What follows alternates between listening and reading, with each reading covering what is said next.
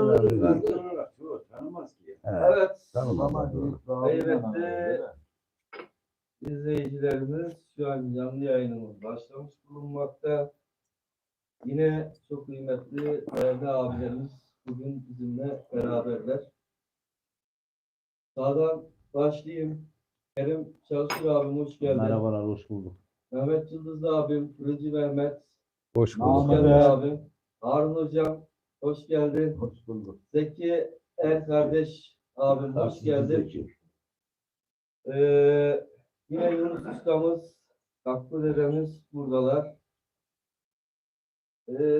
Buradan yayına atılan kıymetli izleyicilerimize de hoş gelmişler diyoruz. Bugün yine güzel bir konumuz var. Biraz daha uçtan ziyade uç pazardan başlayacağız. Zaten sorular seyircilerden geliyor. Yayınımızda bir paylaşım yapalım arkadaşlar. Bugün bu ustalarımızı dinlemeyi kaçırmasın arkadaşlarımız. Evet. Mehmet abimle başlayayım. Abi, şimdi yine kısa bir şey alayım da senden. Tanımayan arkadaşlar için. Kendini tanıtabilirsin. Kaç yaşından beri uç beslersin? Ben Namın nedir? Ahmet kardeş, ben hemen hemen diyebilirim ki 58 yaşındayım. 50 senedir ki bu işin içindeyim ben. 50 senedir ki besliyoruz. İyisiyle kötüsüyle 50 senedir ki uçuruyoruz. Şimdi bazı arkadaşlar var mesela anlatıyorlar. Ben o günler bir yayına girdim. Kuşumuz diyor yarım metreye geliyor. Diyor yarım metreden diyor döndüğü zamanlar diyor anlatıyor. Kimi diyor 30 metre, kimi diyor 40 metre. Ha bizim Sivas'ımızın kuşu öyle yarım metrede, 1 metreden almaz. 5 metreden, 6 metreden alır. Sesiyle, soluğuyla, taban döneğiyle. Zaten taban döneği olmazsa olmazların içinde. Kuş tabandan dönecek ki kuvvetli dönsün. Adamın kuşu geliyor zıplıyor. Ha, adam diyor ki 40 metre gitti. Aşağı aşağı bakarak gidiyor. Öyle Mardinli olmaz. Onlar döner. Mardinli başka, döner başkadır. Din başka, şeytan başka. Evet. Aynen öyle. Zeki abi. Ya kısaca tanıyalım. Sivas'ta otogarda taksi durağında çalışmaktasın abi. Ya kısaca bir kaç yıldır bu işle, bu hobiyle uğraşıyorsun? Yani evet. O bir ömür ya, 30 sene. Onun ağzı da Nadir abi o zaman ömrün üstünde. Kardeşim ben 50 yaşındayım. Tam yaklaşık 35 veya 36 senedir bu işin içindeyim. Gönül verdik yani çocukluğumuzdan, arkadaşlarımızın yanına giderken gelirken. Daha doğrusu babadan. Bizim babamız da güvercin severdi, kuş severdi. Biz de öyleyiz. Uçuruyoruz. Zaten gerekli özetlemeleri Mehmet abimiz yapmış. Yaptı yani. Evet. Bizim aradığımız kriterler, şartlar genellikle olur. Yalnız biraz daha aşağı düşürmesini biz isteriz yani. Mesela 3 metreye kadar düşürmesini isteriz. Çaktım mıydı pistonları çekecek, göğsünü indirecek havaya doğru abi. Yalan mı? İyi Yalanım ya. var mı Mehmet abi? Şimdi erkek İleride kuş adam insana bir adrenalin verecek yani. Bir Tabii yerinden canım, bir tabii. zıplatacak yani. Bizim kuşumuz değil olacak ha. mesela adam diyor ki dişi kuşa diyor 2-3 metre. Ya dişi kuş 2-3 metre olur mu kardeş? Olmaz. Kesinlikle olmaz. Ya 9-10 metreden bir aldığı zamanlar harıl harıl dönecek. Sesini kesmeyecek Ne ki. verdiyse boşa Dişi verecek. altına inerken onun tamamlaması lazım. Evet. Dişi kuş 3 tane 4 tane dönüyor, yarım metreden aldı diyor, 40 santimden aldı. Onun iş sıkıntı. O altına hiçbir şey de vermez. Onun işi de sıkıntı olur. Onun için dişi dişi gibi dönecek, erkek erkek gibi dönecek. Ama anlatılan kuşlar zaten biz zamanında geçmişte seyrettik, gördük. Nadir abinin de kuşlarını gördük. Mesela tutanlar olurdu, Nadir'in de kuşlar diye sallarlardı biliyor musun? Ha, bizim oralardan Allah'ın doğru, ben onları yaşadım ya. Şimdi Mehmet abi de yaşıyoruz mesela. Hocamda çok güzel bir eşek var şu an havada. Ha, hocamınkinin bir kusuru var. Daha zer akası yani. Yani kanadı değişti ama daha şuraya silkelenmez. Mehmet abinin kuşu 3 yaşında, 4 yaşına gelmiş. Bazen dedim ya çıkıyor, istemeye Bilemez. Aynen öyle. Ya abi şimdi biz Geçen kuş gün uçurmadıysak da yani uçuran abiler gördük. Çarık giymedik ama giyenleri de gördük kardeşim. Evet. Yarın misafirimiz var mı? Bırakma. Ha. Ben Yarın bilmem. sen geliyorsun ama. Hayırlı akşamlar, selamlar demiş. Terminal taksi Mahmut, selamünaleyküm, hayırlı akşamlar demiş. Umut Şahin, selamünaleyküm. Herkesin gecesi güzel, ömrü uzun olsun demiş. Özcan Yaşarlar, selamünaleyküm demiş. Terminal taksi Mahmut 2 metreden falan alsa olmaz mı acaba demiş. Gene kabuk oluyor. Ben bilmem Hacı amca kim? Hacı amca Mehmet abimiz. Söyle ki abini oradan bilsinler. Meşhur Cingan Mehmet diyeceğim ki tanısınlar. Ha, Sivas'ta Fırıncı. lakabı Fırıncı Fırıncı Mehmet Mehmet veya diye Cingan tanırlar. Mehmet olarak tanınır. Dinyan Mehmet Mehmet diye de abimizdir. namı vardır diyelim. Bu memlekete adını koyanlardan güzel bir abimiz. Nasıl biliyorlar oradan? Evet. Hacem mi kim diyor? İslam Çölü'nün Mübarek yere hayırlı gittik geldik akşamlar, güzel kardeş. insanlar, abilerim, kardeşlerim demiş. Terminal burada Sivas kuşu konuşuyoruz kardeş demiş. Aynen Sivas kuşu anlatılıyor. Sivas kuşu 5-6 metreden alır diye bir kanun mu var demiş. Orada bir şey geçiyor. Mesut Ekici, selamünaleyküm. Öncelikle Kerim abi, Harun hocam olmak üzere bütün büyüklerime saygılar, sevgiler, hayırlı yayınlar demiş. Eyvallah kardeşim. Pikeon Sivas, selamünaleyküm, hayırlı akşamlar demiş. Şimdi abi, yani bazı şeyleri konuşuyoruz da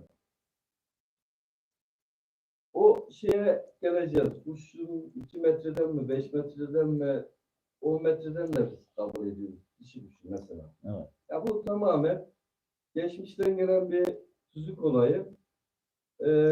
2 metreyle kabul ediyoruz, 1 metreyle kabul ediyoruz, 10 metreyle kabul ediyoruz ama bu kriterler var, şartlar var. O şey, Abi bizim mesela bir yarış tüzük yazdık. ayrı, yarış Bir ayrı. kuşak, özellikle erkek kuşak, hani bir adam boyu dediğimiz tabirin Evet. ortalamasıdır bu. En iyi puanı ona veriyor. En iyi puanı Yani ona. artı alıyor 1 yani. metrenin altına inen kuşa düşük puan veriyoruz. 7 metrenin üzerinde alan kuşa düşük puan veriyoruz. Yani bu kuşta bizim aradığımız özellikleri sağlayan kuşa en iyi puan veriyoruz. Evet. Evet. İnerken 2 takla inen kuşa daha değişik puan veriyoruz. 5 tane taklayla inen kuşa daha iyi puan veriyoruz. Yerine inen kuşa daha iyi puan veriyoruz. 5 metre ilerisine düşen kuşa ona göre puan veriyoruz. Yani aslında herkesin aradığı kriterler, ortalamalar aynı da şimdi ben 1 metrenin altına gelene kritik diyorum, iner diyorum.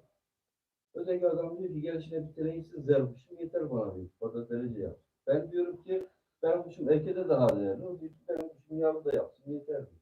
Ya bu şey görüşlerde değişiyor tabii. Şimdi Ahmet'im yavru falan diyorlar da doğru. Şimdi o gelenek haline gelmiş yavru. Aslında bir kuş kanadını değiştiği zamanlar kanat değişmesi çok önemli. Zerkene mesela sen gencikene buradan bıraksam üniversite, o eski üniversitenin oraya koşarak 5 seferinden çıkan. Ha şimdi git gel bayım. Gidip gelemem. Bir sefer giden yarıda kalın. Kuşun kanat değişmesi çok önemlidir. Yani o gelenek olmuş yok. Cücüğün üstünde uçuyor deniyor. Tabii o bir farklı bir şey. Yalnız kuş kanadını değişti miydi tevri değişir. Aynen öyle. Tevri değişiyor kardeşim. Ben yaşadım. O kadına Muammer'den aldık götürdük. Zerikene kuş yetişmez ya. Kanatlarını değişti. Alakası kalmadı. Sadece kanat değişti. Bak bizim erkekte kanat değişmeden önce 3-4 dönüyordu. Kanat değişti 9-10'a çıkarttı. O da üstüne koymuş mesela bak kanat değiştikten sonra. Kanadını değiştikten sonra kuşa karar veriyor. Tabii karar vereceğim. Kanadını değişecek. Şimdi her ne kadar kanadını değiştiğimizi karar veriliyor da hocam yani Mehmet abi siz benden büyüksünüz kusura bakmayın. Kuşlar bana göre kanadını değiştiğimiz hareketidir abi. Cücüğü görecek. Yok. Yani bir kursağın... Ya cücüğü o ayrı bir bak. Ben ne dedim o ayrı bir olay. O farklı bir olay. Yalnız şimdi zer kuşun ki kanat bir yıl değişir. Tabii Zerikene canım. ilerletmek zorunda. Gerileme gibi bir şansı var mı? Yok.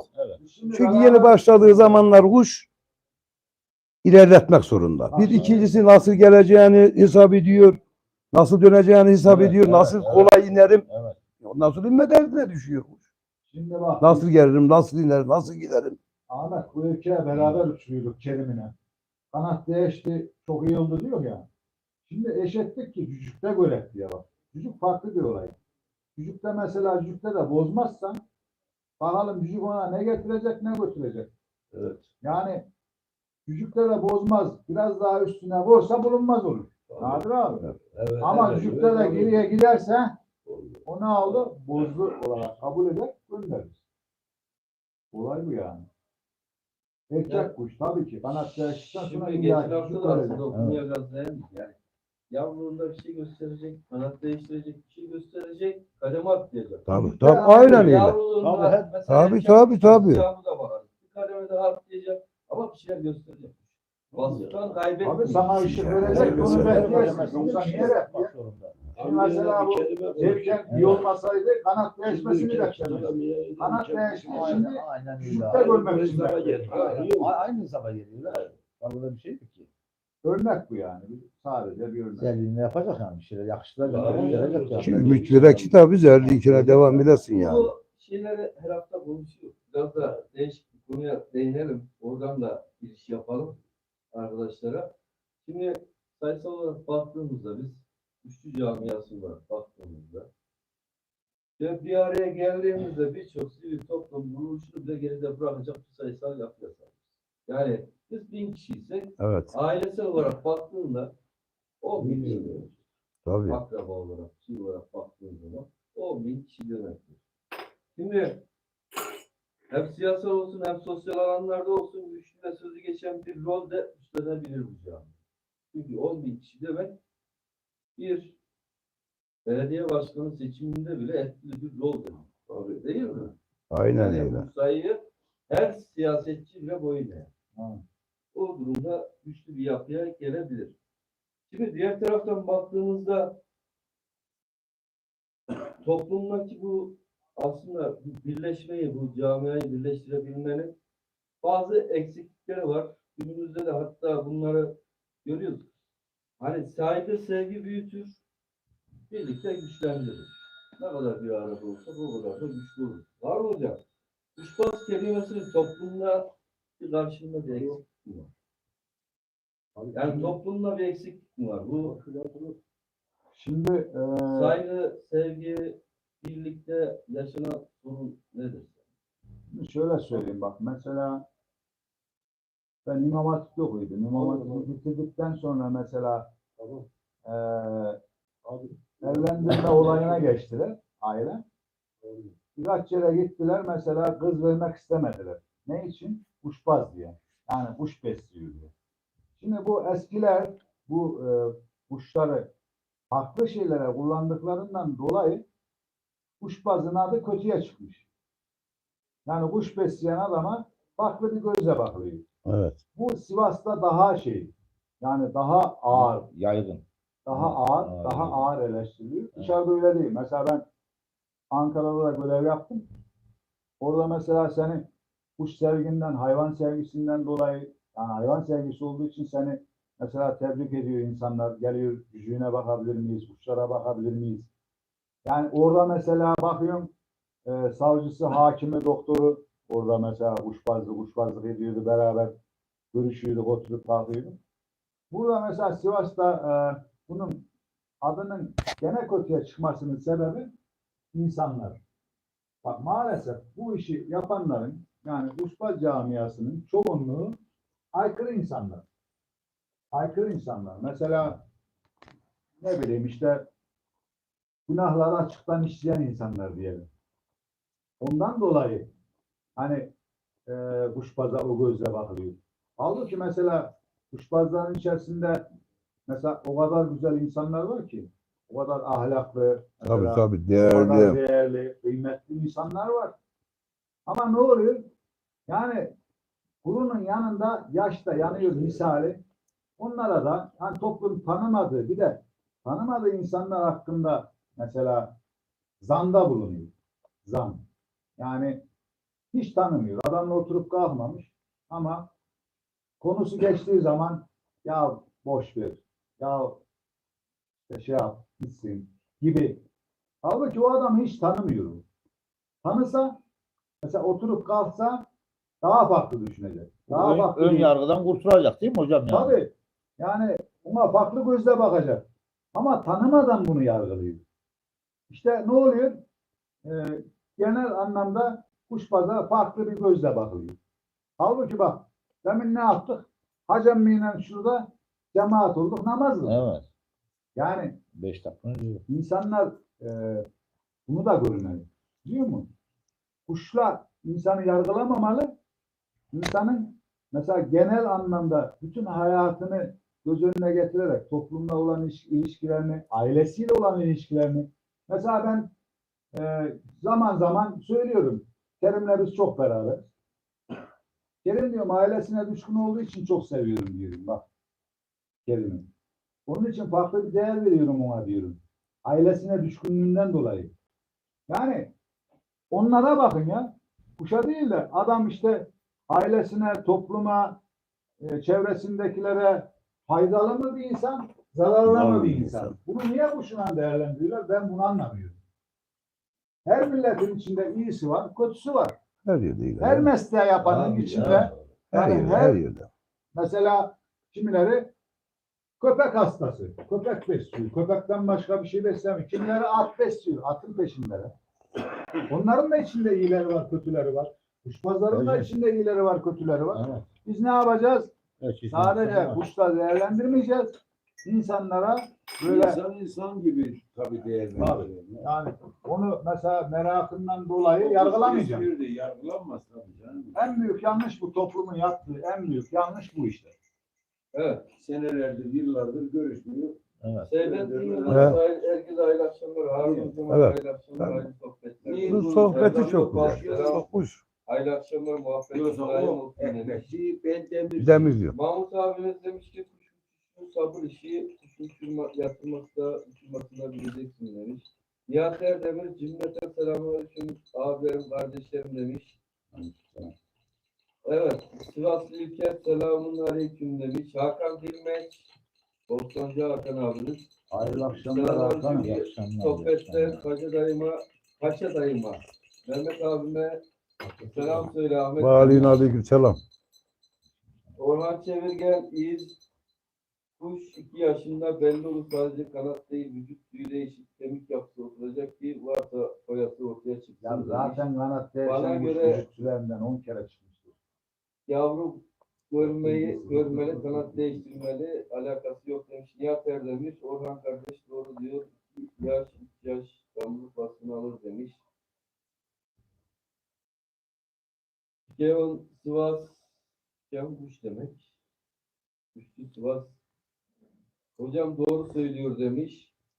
İhsan Törnük, Nihat kardeşim önce yavru görecek, sonra da bir tüyden çıkarsa daha sağlıklı ve sağlam olur demiş. Evet, Tahsil Mahmut Terminal, ben kuştan 10 dakika ilgilenirsem günün bütün yorgunluğunu hepsini alıyor demiş.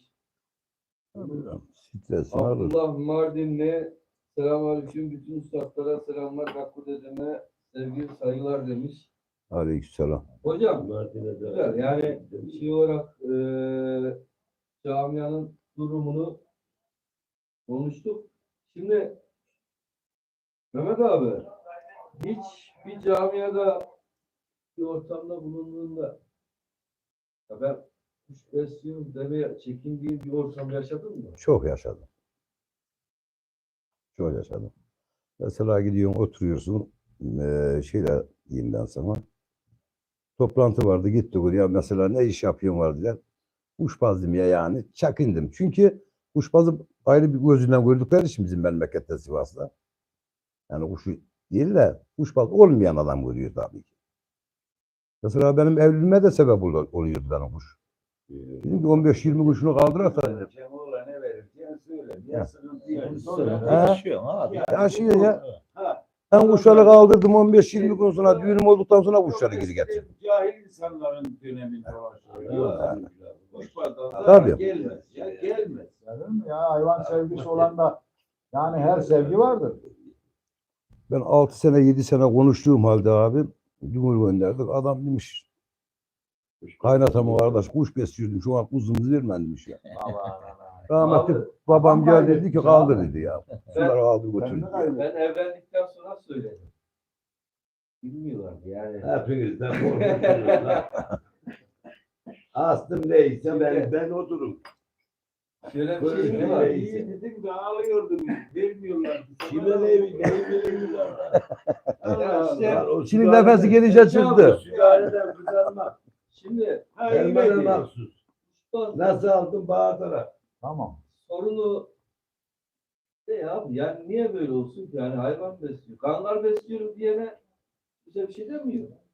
Kediye, ite, besleyene, gerçi it dedi miydi bir abi, acayip oluyor da biz alışmışsın memleket olarak it. Tabii.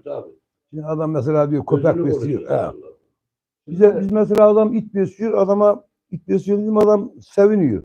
Kuş besliyor dedim bir adam ya kuş ne ki ondan uğraşıyor. Sen itiyle uğraşıyor. Tabiri caizse şimdi bazı Biri mundar, şimdi biri şöyle mısmır bir- abi. Şöyle bir kelime konuşayım. Evet. Evin yok. Bahçen yok, it besliyor. Evin yok, kuş besliyor. Yerin de olacak kardeşim. Bu da yani yerinden olan bir şey. Köpekte beslersin, kuşta beslersin, kedide beslersin. Adam evinde Tavukta köpeğe beslersin. besliyor. Sıkıntı yok. Ama dairede oturuyor. Sana bir şey diyeyim mi? Dairede sen getir, balkona kuş koy. 70 Olur mu? milyar Olmaz, Olur. ne olur. dünyaya bir daha gel. Komşu kadar rahatsız Olur. vermeyeceksin. Yine Tabii canım. Vermiyor yani oğlum. Her türlü hayvan beslerim. Fahriye varana kadar beslerim ben fahriye. Adam Bir gün bana dedi ki gel hele gel. Çocuklarım olmuş dedi. Kuşların altına yuva yapmış 8-10 sene. Elleme dedim lan bırak büyüsünler. Hayvan ya bu. İşte önceden Şimdi bile seviyor. Şimdi bak şöyle biraz da dini boyutunu açıklayayım ben. Kur'an'da Allah diyor ki merhamet etmeyene merhamet olunmayadır. Bu ne demek? Yani yaratılan her şeye merhametim olacak, sevgim olacak. Yaratandan ötürü. Şimdi bir profun yazısını okumuştum ben. Orada diyor ki insanın stresini alabilen tek şey diyor, tek şey hayvan beslemek. Hayvana dokunmak. Bu kuş olur, muhabbet olur, köpek olur, timsah olur, yılan olur, at olur. Tabii canım. O hayvana diyor dokunduğun zaman insanın stresini alır diyor. Bak onunla uğraştığın zaman stresini alır. Yani zaten günümüz yaşantısında da 24 saatin 20 saat stresteyiz. Şartlardan dolayı. Mesela oraya gittiğimiz zaman mesela ırmağın kenarına gitmezsek abi biz yani zor yaşarız yani. O kuşlarla uğraşmazsak ki dediğim gibi mesela onlara verdiğin, yaptığın her şey sadakaya. Yani daha öncelerde de söyledim ya. Efendimiz şöyle- diyor ki bak size bir şey haber vereyim mi?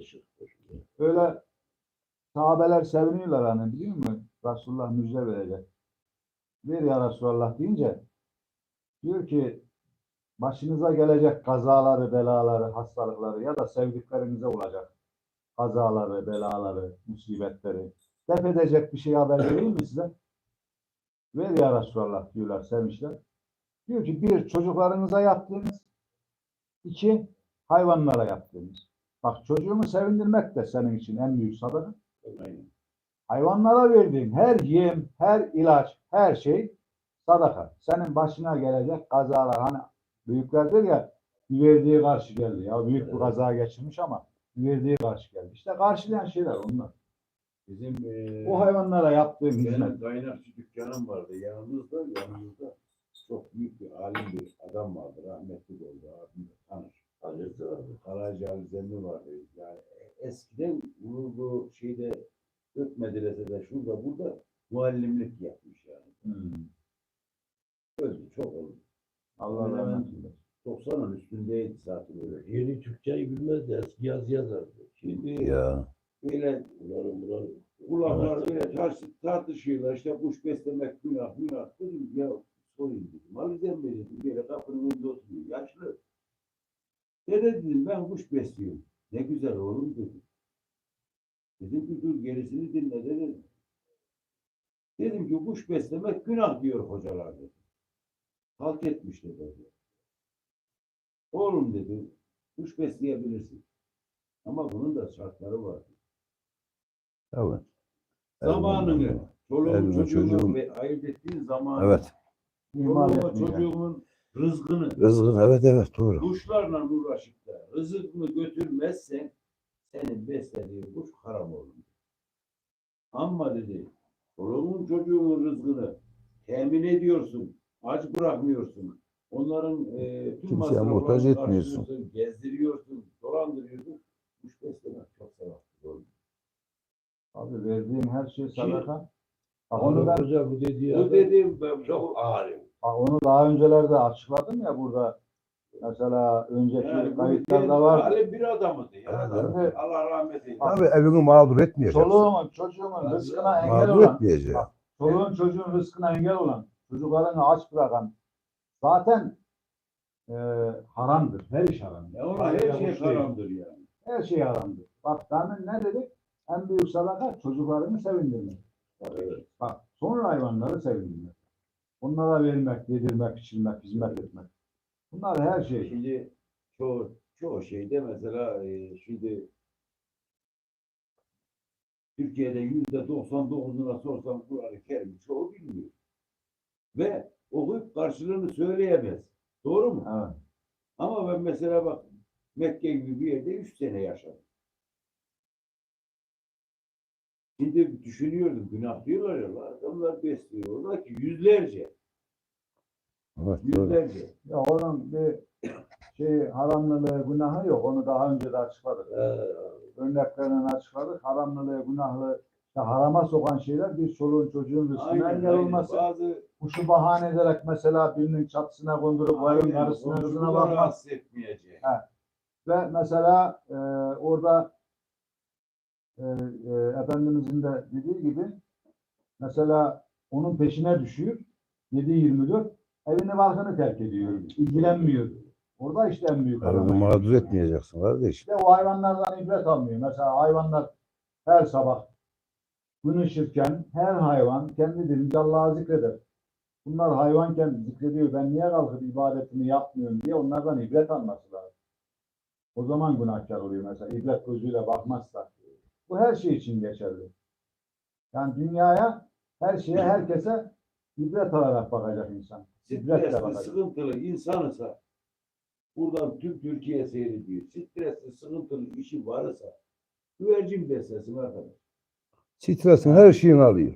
Her Güvercin şey. beslesin. Yorgunluğunu alıyor, stresini alıyor. Yorgunluğunu alıyor da Mehmet abi dönmesi lazım bunun ya. Dönmedi mi ikinci strese giriyor bu sefer. Güvercin beslesin kardeşim. Ya kayboldu mu ne olacak? Zevkli, güvercin beslesin. O adam Bugün hocam mesela en kötü günlerinden biriydi ya. Yerde seveceğin kuş. Ya. Biraz önce arkadaşım dedi ki hiç yaşlanmamış. He. Ya kuşların o kadar işin stresini, sıkıntısını atla diyor. Geliyor kuşların içine bir avuç yem atıyor. O günkü stresin, sıkıntını yap geç. Bunu diyor ya. Maşallah. İyi olsun, kötü olsun. Besliyorum. Töre diyorum. Evet. Gerçekten de bak dikkat edin de bak güvercin besleyenlerin çoğu çabuk geçmiyor biliyor musun? Bak dikkat edin. Aha mı vuruyorlar ulan? Bu 70 yaşında. Ben daha genç. İyi kuşu var demek ki geçmiyor abi. Ne Evet, olacak? selamları alalım yine. Abi. Niye kardeş? Mustafa Yıldız, hayırlı akşamlar. Bol sohbetler olsun demiş. Bak, Bilmiyorum, selamlar Ankara'dan demiş. Aleykümselam. Hamsi Serkan, selamlar, hayırlı akşamlar, selamlar demiş. Mantıcı yavrum. Ne zaman buluşuyoruz? Mantık. Evet abi. Şimdi Kuşçu camiası gerçekten büyük bir camia. Ve gerçekten de kıymetli, değerli insanlar da var. Ve bunu yapan siyasetçiler de var. Yani köy insanından tut, Ankara'da en büyük siyasetçiler de var. Tepedeki insana kadar. Kuş adamlarına var. Herkese var ha. Herkesinden var. Tabii. Bayanlar bile var yani kuş. Var ya var. İzmir'de var. Kerim abi. Efendim Şimdi kardeşim. son zamanlarda özellikle kuşların ticari boyutları böyle bir çekişmeyi kuşlardan aldı sanki kuş pazar arasına verdi. Nasıl? Yani eskiden kuşlar yarışırdı birbirleriyle. Evet. Şimdi artık ticari boyutu da büyüdü ya. Tabii canım tabii. Pazar birbirleriyle çekişmeye başladı. Kuşları kenara çektiler. Uçan kuş yok. Ama birbirleriyle çekişmesi hiç bitmemeye başladı. Ya zaten Eskiden kuşlar yarışıyordu. şimdi zaten biz ondan kaybediyoruz. Yani birliğimiz, beraberliğimiz olmuyor dedin ya biraz önce.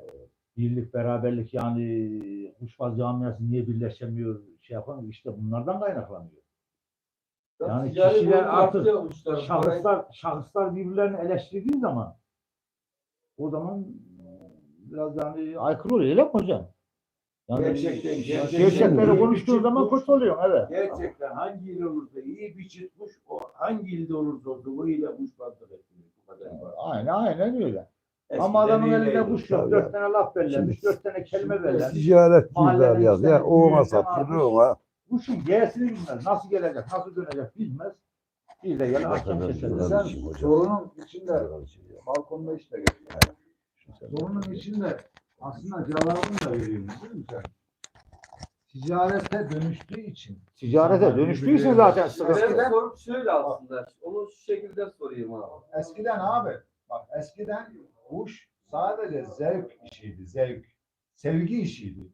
Şimdi paraya dönüştü. Herkes kuş satıyor. Yani kuş satmayan hiçbir insan yok. Ha, o kendi kuşunu satabilmek için de tabii karşıdaki insanın kuşunu kötüleyecek. Karşıdaki insanı kötüleyecek.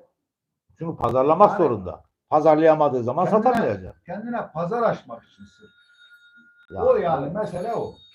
Sen soruyu soruyorsun cevabını da içinde veriyorsun aslında. Ya şöyle sor. Aslında ben direkt şeyden bu. Ticari boyuttaki çekişme dedim. Hani kuşlar arasındaki çekişmeyi alıp kuşbazlar arasındaki çekişmeye dönüşmüş. Bu. Evet. Yani eskiden kuşlar İşte yarışıyordu. hocam diyor ya yani ortaya Yani- para girdi. Bir iddia Ticaret olurdu. girdi. Benim kuşumsa uçuyor, sende varsa sen de çırak uçurak hadi.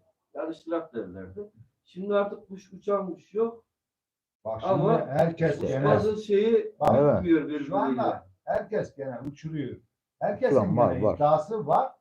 Yalnız iyi kuş bulabilmek, çıkarabilmek şu anda dünyanın en zor işi.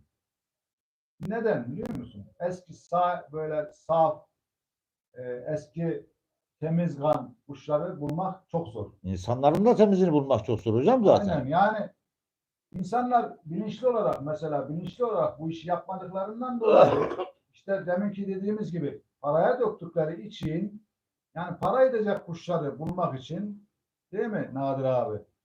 Para edecek kuş da ne? Genel anlamda milletin aradığı ne şu anda? Kupa kuşu. Kupa kuşu. Yani demin mesela o girip çıkma olayları işte alçak mesafe, yüksek mesafe bunlar hep neyle alakalı? Hani biri bir soru sormuştu biliyor musun internette? Kupalar yani kupalar kuşa ne getirdi ne götürdü gibi. Şimdi baktığın zaman bana göre ben orada da yazdım o soruya cevap. Kupalar kuştan çok şey götürdü. Niye? Eskiden mesela biz oturup zevkini almak istiyorduk. Zevkine uçuruyorduk. Şimdi herkes iyi kuş bulup çıkarıp satmak için uçuruyor. Para için uçuruyor şu anda. Para için. İnan bak. Evet. Yani Ya zevk olay bitti ya. mesela bugün mü oldu ya Kerim konu? Kuşu parayla istediler vermedim keşke verseydim falan oldu ya. Hani niye vereyim dedim ya. Ben sevgimi, zevkimi. Bugün niye? oldu bugün. Ha, Bugün oldu bak, anlattık orada hocam evet. Uzman kenarında kalabalıklık bu konu konuşuldu. Niye Kar, vermedim? şu Karalazer parayı? miydi? Karalayacak mıydı? Neydi? Ya vermem. Niye vereyim ya? Ben ne için orada sürünüyorum? Yani bu sevgimi satın alabilir mi sen benim ya? Paramla. Alamazsın. Ama büyük bir hatırın vardır. Hatırı alırsın. Ya fazla olur verirsin. Onu diyeceğim. Aynı kandan çok Paraya- olur verirsin onu. Hani atalar der ya para girdim mi diniman bacadan çıkar diye. Kuşbazlığın içine de işte para girdiği için her şey bitti kardeş. Şu anda herkes sadece para için kuşçuyu, satmak için kuşçuyu. Çoğunluğu, bak herkes demeyeyim yanlış olur. Çoğunluğu diyeyim. Ha bunun içinde sadece kendi zevkine, sevgisine uçuran da çok insan var. Onları ayırt ederek ama çoğunluğu, genel anlamda çoğunluğu bu işi para için yani. Para için uçuyor, satmak için kuş besliyor. Satmak için kuş arıyor, kuş bulmaya çalışıyor. Olay bu yani. Evet. Yani oradaki sorun Aslında özeti o. Yani Aynen. Ya adam mesela şimdi bu da aslında toplumdaki de birliği bozdu mu? Yani eskiden daha güzel toplumumuz var. Ben iyi hatırlıyorum. Yani var. Evet. bir oturdum 30 kişi otururdu. Bir kuş izlerlerdi. Şimdi adam Ya, meraklı. Tabii bozuldu. Bulamıyor, Niye? mecbur parasıyla almaya çabalıyor Bak adam. şimdi Ona da çok görmeyeceksin abi. biri hakkında Evet. bugün Nadir abi bir konu geçti. O adam niye genel anlamda sevilmiyor diye. Niye sevilmiyor biliyor musunuz dedim. Niye? Adam iyi paralara kuş sattı. Onun için sevilmiyor. Yani Ahmet kuş satıyor 10 lira 15 lira. 20 liraya vermiş. Adam duyuyor zoruna gidiyor. Ahmet hiç zoruna tanımıyor. gidiyor abi? Halbuki Ahmet sevilmesi hiç lazım tanımıyor. ya. Ya o yanlış. Ahmet'i tanımıyor. O yanlış. Sadece Ahmet bu paraya kuş satmış Evet. diye Ahmet'e tavır alıyor. Ahmet'e gıcık oluyor. Ahmet'i kötülüyor. Her yerde. Halbuki hiç tanımıyor. Her tarafta Sadece var, zoruna her giden ne? Bu adam şu paraya Ya kuş bu satıyor. adam ilacını alıyor. Şununa bakıyor. Yemiyor, yediriyor. Satabilir abi kuş. Tabii tabii. Adam mesela ya, arkadaşı. yaparken de- Harun. Nadir abi şu kuşu bana mesela. Satan mı? Harun yok kuşu belli ki yok adamın kuşu. Mecbur veriyorsun sen ona. Harun bunun kıymetini bil diyor. Uçuruyor da diyor ki abi be kuşundan memnunum. Veya Harun bana satıyor. Adam bulamıyor mecbur kim. Daima da alırlarsa da belirli başlı adamlardan aslında. Yoksa öyle sıradan Sivas kuşu. Hep Sivas kuşu değil ya kardeşim ya. Olur mu canım yani her milletin Ha bugün yok, bak yok. şeyde Olur mu? diyor ki Zeki diyor ki bizim Alman Zeki. Koli geliyor, koli gidiyor. Neresin var artık? Yani. Adam alıyor onu, tipi hoşuna gidiyor. Şekli hoşuna gidiyor. Götürüyor, iyi kuşu da vuruyor. İyi kuşu da bozuyor. Şimdi biz bu yayınlara başlarken hocam benim bir tek şeyim vardı. Ben gurbette yaşadığım için Sivas'ı daha çok özleyen bir insan. Sivas'taki ortamın daha güzel olmasını istiyorum. Bu yayınlara başlarken şunu söyledim. Sivas'ta ne varmış fazla varsa ben bunların hepsini tek tek videosunu çekeceğim, paylaşacağım. Herkes kimde ne var ne yok biz. Şimdi ben dışarıda yaşadığım için dışarıdaki muhabbeti de duyuyorum. Dışarıdaki Evet. muhabbeti de duyduğum için hani 3 tane 5 tane adam değil. Burada sadece Gakkun Nadir yok. Harun Hoca da var. Kerem abi de var. İşte Zeki abi de var. Onlar sigara molasına çıktı arkadaşlar. Gelecekler şimdi. Yani Mehmet abi de var. Ali de var. Veli de var. Bunlar var. Ha. Şu da var. Gelecek. Sana misafir olacak. Kerem abiye misafir olacak. İyi bu şarıysa zaten öyle o yapmam gerekiyor. Tanıyacak, bilecek. Ha şunda bu varmış. Bir gidek bakak diyecek. Gelecek. Ben şimdi Adam buradan meydandan alıyor. videosunu çektiğim Adı insanların Sivas hepsi- kuşu oluyor.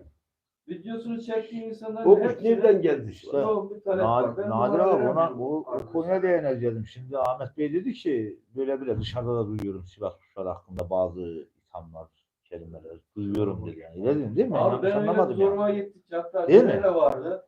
Bir Bak ortam o- böyle kalabalık bir ortam. O ortam. Bak o konuşanlar ben dininden imanından da şüphe ederim yani.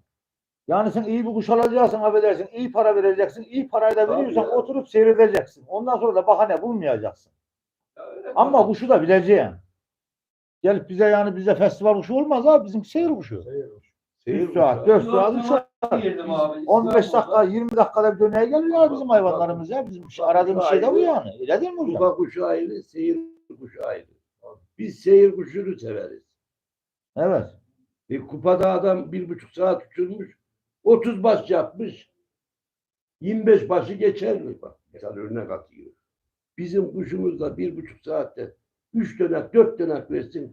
Onun hepsini siler götürür ya. İşte bizim aradığımız şeyler, Abi kriterler kuş- onlar da olmuyor zaten abi. Kuş uçacak. Ben onu bunu bilmem. Evet. Uçacak abi. 1 saat, 1,5 saat. Ha onu kendin seyredebilirsin. İsteyebilirsin. En az dişi kuş 3 saat. Erkek kuş 4 saatin üstünde olacak abi. Nadir abi ben bugün de konuşup da yani diyorum ki 2 saati geçirmeden bir kuşa iyi veya kötü demeyeceğim. Ne olursa olsun. Tamam. Havada İşte- kalıyor mu? Yani Dayanıyor onu mu? söyleyeyim şimdi. Dayanıyor Abi mu? sorunu bir alayım abi. Veya 3 saat dişi kuş erkekte 4 saatin üzeri uçtun abi lan. abi bak o gün erkek mesela 1 saatte uçmuş ben ne diyeyim ayağa geçten iyi. 4 saatin içinde 2 dönek döndü Nadir abi. Bak. Yani Ama döndü. ilk saatlerinden daha kuvvetli döndü. Bunun peşindeyiz biz. Yani 4. saatinden sonra yani Evet, 2 4 dönem saatten değil abi. sonra. Ne diyeyim? 4 saatten Ha, sonra. sonuna doğru daha güzel oluyor. Bak işte Onu mesela demek bir de şu var. Karalama kendi aramızda mesela kendi dost bildiğimiz insanlar tarafından karalama. Bu şu anda toplumun en büyük yarası bu. Kuşbaz camiasının en büyük yarası. Hem de revaçta ya. Mesela şu an Mehmet abi de iyi bir kuş uçuyor bak. 3 yaşında Mehmet abi erkek. bir tane kuş varmış. Ben Bak evet uçuyor. Ha, orada. Fakat geçen bir yerde toplanmışlar, konuşmuşlar. Beni aradılar. Dediler ki ya hocam adamın kuşu bir gün dönüyormuş, bir gün dönmüyormuş. Hem Ya. dediler. Dedim ki ya onu hangi Allah'tan korkmaz söylüyor. Ben en az 10-15 kere seyrettim. Değişik günlerde. Her gittiğimde de döndü adamın kuşu. Niye bunu söylüyorlar? Olabilir ya. Bak, niye bunu Sen büyük söylüyorlar? bir şehirden adam 3 sene Ya seyrediyor. bir de diyorum ki kardeşim bak, Abi, Bilmez mi adam? Abi şaka Bak, Nadir abi. Ben de seyrettim. abi falanın kuşu nasıl diye sormayacaklar. Gidip seyrediyor. Gidip oturup seyredecekler. Ben de dedim ki ya siz o adamın arkadaşı değil misiniz? He? Tabii. Gidip selamun aleyküm deyip oturabilir misiniz? Oturur. Niye oturup seyretmiyorsunuz da arkadan gidip şey yapıyorsunuz? Abi, laf doğru, söylüyorsunuz, doğru, şey doğru. yapıyorsunuz. Gözünün içine Abi. baka yalanı söylüyor. Sana Ha, yemin ediyorum. bazıları Bak, der ki o da bizim bu mahallede. Hakkının kuşları dönmeden iner. Ne biliyorsun dönmeden indiğini? Ya bunu konuşanlar da var. Yok diyor da bir de. Ya işte Akşam sabah çayımı içip kalkar. Çamurat bizi kalsın. Abi. Aynen öyle, aynen. şöyle Benim söyleyeyim. kuşumun damarını uçuruyor, cücüğünü uçuruyor. Zeki'ye vermişim. Zeki de Zula'dan sana vermiş. Harun'a vermiş. Harun uçuruyor. Bana da seyrettiriyor diyemiyorlar ki. Kalk konu kuşunu cücüğü diyemiyorlar. Böyle insanlar da var abi. Şimdi Kendine demiyorum. uçuyor. Bir hayatını bilirsin. Öyle bir şey sen de- Ben öyle Ya insanlar böyle da iyi Abi değil ya ya. 40 sene, Kuşalar 45 senedir uçuyor. aynı kuşları Geliyor besliyorum kuşlar diyor iyidir adam. diyor. Abi diyor. Kuş diyor iyi dönüyor da diyor. Dönmeden iniyormuş ya diyor. Kuş havada. Daha ümmü. Abi dedim otur da bekle yani. Ya Dönmeden otur bekle ya, iniyor, otur dönerek seyret. iniyor. Bir otur diyor. Vallahi bekleme diyor. Rahmetlik Bahruh'u dinliyor. Bir dakika. Şimdi Hakan abi demiş ki Zeki abi ne iş konuşuyor? Konuşur bunu. Rahmetlik, Ay, bizim rahmetlik Kılıç. Bahçeci Şeyci Hakan mı? Bostancı Hakan mı? Çok Kılıç değerli abi, bir arkadaş. ben- Çok güzel abi. Çok değerli bir Şey arkadaş. gelmişti. Gökhan Onun gelmiş. babası benim arkadaşım Ömer abi. Bir Asım da var. Kuş uçuyor büyük tarzı dışında getiriyor.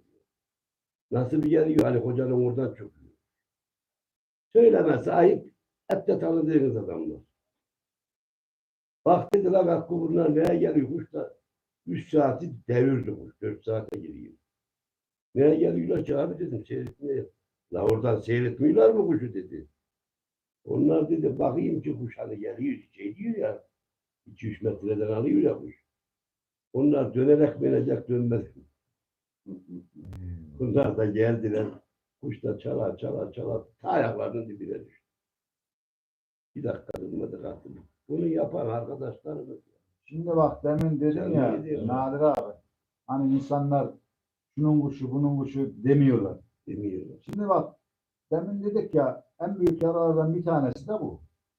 Bak o gün bizim uçurduğumuz erkeğin anasını biz Mumculu İbo'dan getirdik kardeş. Bu abi geldi 72 yaşında da Muhtar da. Eski muhtardan Ha, muhtar. getirdi oturdu kuşu seyretti 2 gün önce abi. Dedi ki benim bak aynen şunu konuş. Eğer dedi benim kuşumdan kuş uçurup söyleyeceğini bilseydim sana yağdırırdım dedi. Kimlere verdim? Hiç haber yok dedi. Şimdi bunu söylemek de insana bir şey kaybettirmez ya. Kaybettirmez ya. Yani kimse bak kimse bu kuşu kendi şeyinden çıkartmıyor. Abi İlla ya. ki bak geçen mesela bir tane iyi bir erkek vardı gittik Mehmet abi bir dişi ver buna daha sendeki dişiler daha layık dedik. Aldık. Evet. Bu iyisi. Güzel bir şey. Eşinen, Tabii. dostundan bulunur abi Tabii, kuşun. tabii. Hatırından bulunur. Hatırından bulunur. Yani Evet. sende güzel bir erkek vardır. Kendinde ona layık bir dişi bulamazsın. Gidersin arkadaşından, Kerim kardeş şu senin dişiyi ver de bu erkeğinle birleştirek sana da bana da. Yani bunu ancak böyle bulabilirsin abi iyisini. Şimdi Nadir abi senin dediğin gibi doğru. Adam söylemiyor. Söylemiyor. Mesela ben 28 senedir ki aynı kuşları besliyorum bak. Bizim köyden, Menteşe'den getirdim Deloğlan'ın oğlundan. Ben 78 sene kuşu gönderdim. 6 tane kuşla başladım. 27 senedir ki nabalınızı alayım, abdestimden durayım bak. İçine 4-5 tane dişi kattım. Bak bir tane camcı Hıdır'dan aldım İyi kattım kuş dişi. var. Adama diyorum senin Deloğlan'ın dişlerden oğlu. gelme. Deloğlan'ın Hem de oğlu. harbiydi. Abi canım. Mesela Yenmiş, içilmiş, git. Öçeç, Yine mümkündür. keser sana. Öyle bir adamı anladım. Talip abiden mesela Arap dişi aldım. Hıdır'dan Kızıl aldım. Bak Hollandalı Selahattin abiden seyrettim. Beyaz dişi getirdim. Yani bunlara baktım. Bak Yusuf'tan benekli aldım. Şimdi bunu söylemek sana Taktı ne ya. kaybettin? Tabii canım. Hiçbir şey. Evet. Hiçbir şey. O günler Ben- Hıdır Ya geldi. Sen takmış Tabii çıkarsın. canım, tabii ya. Ben de onu söyleyeyim. Kazandırır ya. Eksi, Tabii. artısı var eksi Sen var abi ya. evindeki. O günler camcı Hıdır bana soruyor. Abi diyor şerefsiz bende yoktur bunlardan. Bak 17-18 onların torunu, cücüğü, kızı, devşe. Anlatabildim mi? Ya aldın getirdin iftihar etmen lazım. Ben bunu kardeş gittim Kerim'den aldım dağıttım. Yani neyi kaybeden Ne ya? kaybeder? Tabii canım ne kaybeden ya? Bunlar dostluğun güzellikleri yani. Hocam bak çok güzel bir kelimesi var. Geçen söyledin ya hocam. Ha. Benim kuşum kötüyse benim arkadaşım kötüdür. Benim Dostum dostlarım kötüdür. Benim dostum iyiyse benim kuşum da iyi olur. Benim babam diye. Ya. Çok doğru bir kelime. Rahmetli. Hiç bunu unutma. Oğlum bir de arkadaşına bir şey veriyor mu? En iyisini ver. Abi. Dışarıya kuş mu gönderiyor? İyisini ver oğlum. İtibarım olsun diye. Oraya gittiğin zaman bir sandalye olur. Ya gerçi genellikle Nadir abi. Eskiden böyleydi. Bizim Sivas'ın adamı iyidir bak. İyisini verir, kötüsünü vermez. Heh. İyisini verir. Ki Evet. giden yerden iyi olsun diye. Abi ya. Ben Ankara'ya da gönderdim, İstanbul'a da gönderdim, Ben de gönderdim. Konya'da, Eskişehir'e de Türkiye'de gönderdim vallahi. Samsun'a da Abi gönderdim. Abi bak Adama biz hediye ediyor ki yakında iyisi iki tane olsun kuş diye. gönderdim vallahi de billahi de. Söyleme sahip 10 milyona verdim. Ama verdiğim kuşlar kuş oğlu kuşu. Kurşun aslan arkasından yetişmez. Seyrediyoruz la. Bir 9 sene döndü. Şeyle bir durakladı kuş. Seyretti. Dedim ki bak hele oradan aşağı insin de bak. Gemiye kalmadı. Bir daha. tazeledi. Ya vallahi. Dunuk dişi gözümün önüne geldi bak. Dunuk dişinin bunu dunuk dişinin poğunun poğu da çıkıyor abi böyle kuşlar da çıkıyor. Evet. Ha uçumdan da. Uçmaz. Sen bilemedin taş patlasın 2 saat, 3 saat. Kuşlar birbirine gire.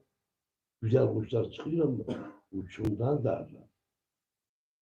Ha ben ne Buradan da ettim? başa kuşla sokamıyor. Ethem Bey'in bak getirdiği kuşlardan ben burada çok güzel kuşlar uçurdum abi kırdım. Rahmetli Metin abi olsa da böyle de. Sabah bırakıyordum akşam iniyorlardı. Ama dönmek kayıtıyla. Evet şu an Facebook'ta da canlı yayınlayız. Taklacı Rahmetli Metin Merallı, olarak bizim müştabakların Metin abi, Ethem abi, kızı böyle bir şey götürüyor. Hep kuşlarına kırdığımı. 40 dakikada, 45 dakikada, bir saatte geliyor ama geldikten sonra Sivas'tan sıyırıyor. Ya zaten Nadir abi 8 saat, 9 saat uçar Beş katlı 15 binaya dakikada, çıkarttı, 20 dakikada sonra yüksek gelmez ya. binalar yok. Gelemez. Gelmez. Abi diyor tekkeyi geçiyor. Gelemez. Doğru. Bayaktan Sibir karanlığa kaldı. Rahmetli olsa da söylesin. Rahmetlik buluş. Sibir karanlığa kaldı. Günlerin uzun zamanı. Metin abine takip ediyor. 7.30-8 gibi kuş üstümüzden geçiyor. Hafif de karanlık çökmeye başladı. Dedi ki daha artık verilmez. Kuş kayıp. Sabahına namaza kalktık. Gittim ki Rami'yle buluş kahvede. Namazı kıldım havada üşüyor. Işıdı yani ya belli yani havada kuş görüyor. Kahveye girdim çay içiyor şöyle yarım bardak. Hani kuşa da şeyim var ya. La dedim bir dışarıya çıkayım hele bir de sigara içeyim. Sigarayı yaktım çayı şöyle yudumladım baktım üstünden geçti. Kılıcına Rahmi'ye dedim ki gelin bak. Daha uç. O günü de Evliya kadar uçtu. Dönmek kaydı. Buradan döneye verdi. Tam bana gibi oraya düştü. Geberik Veysel yok mu bizim? Veysel. Ha. Veysel'e Güzel. dedim çık şuna. Getirdi kuş yemi bulamıyor. Ya Metin abi diyor ki Mustafa baba. La diyor bu kuş veba olmuş. Neçe sonra kuş kendine geldi. Yem yemeye başladı.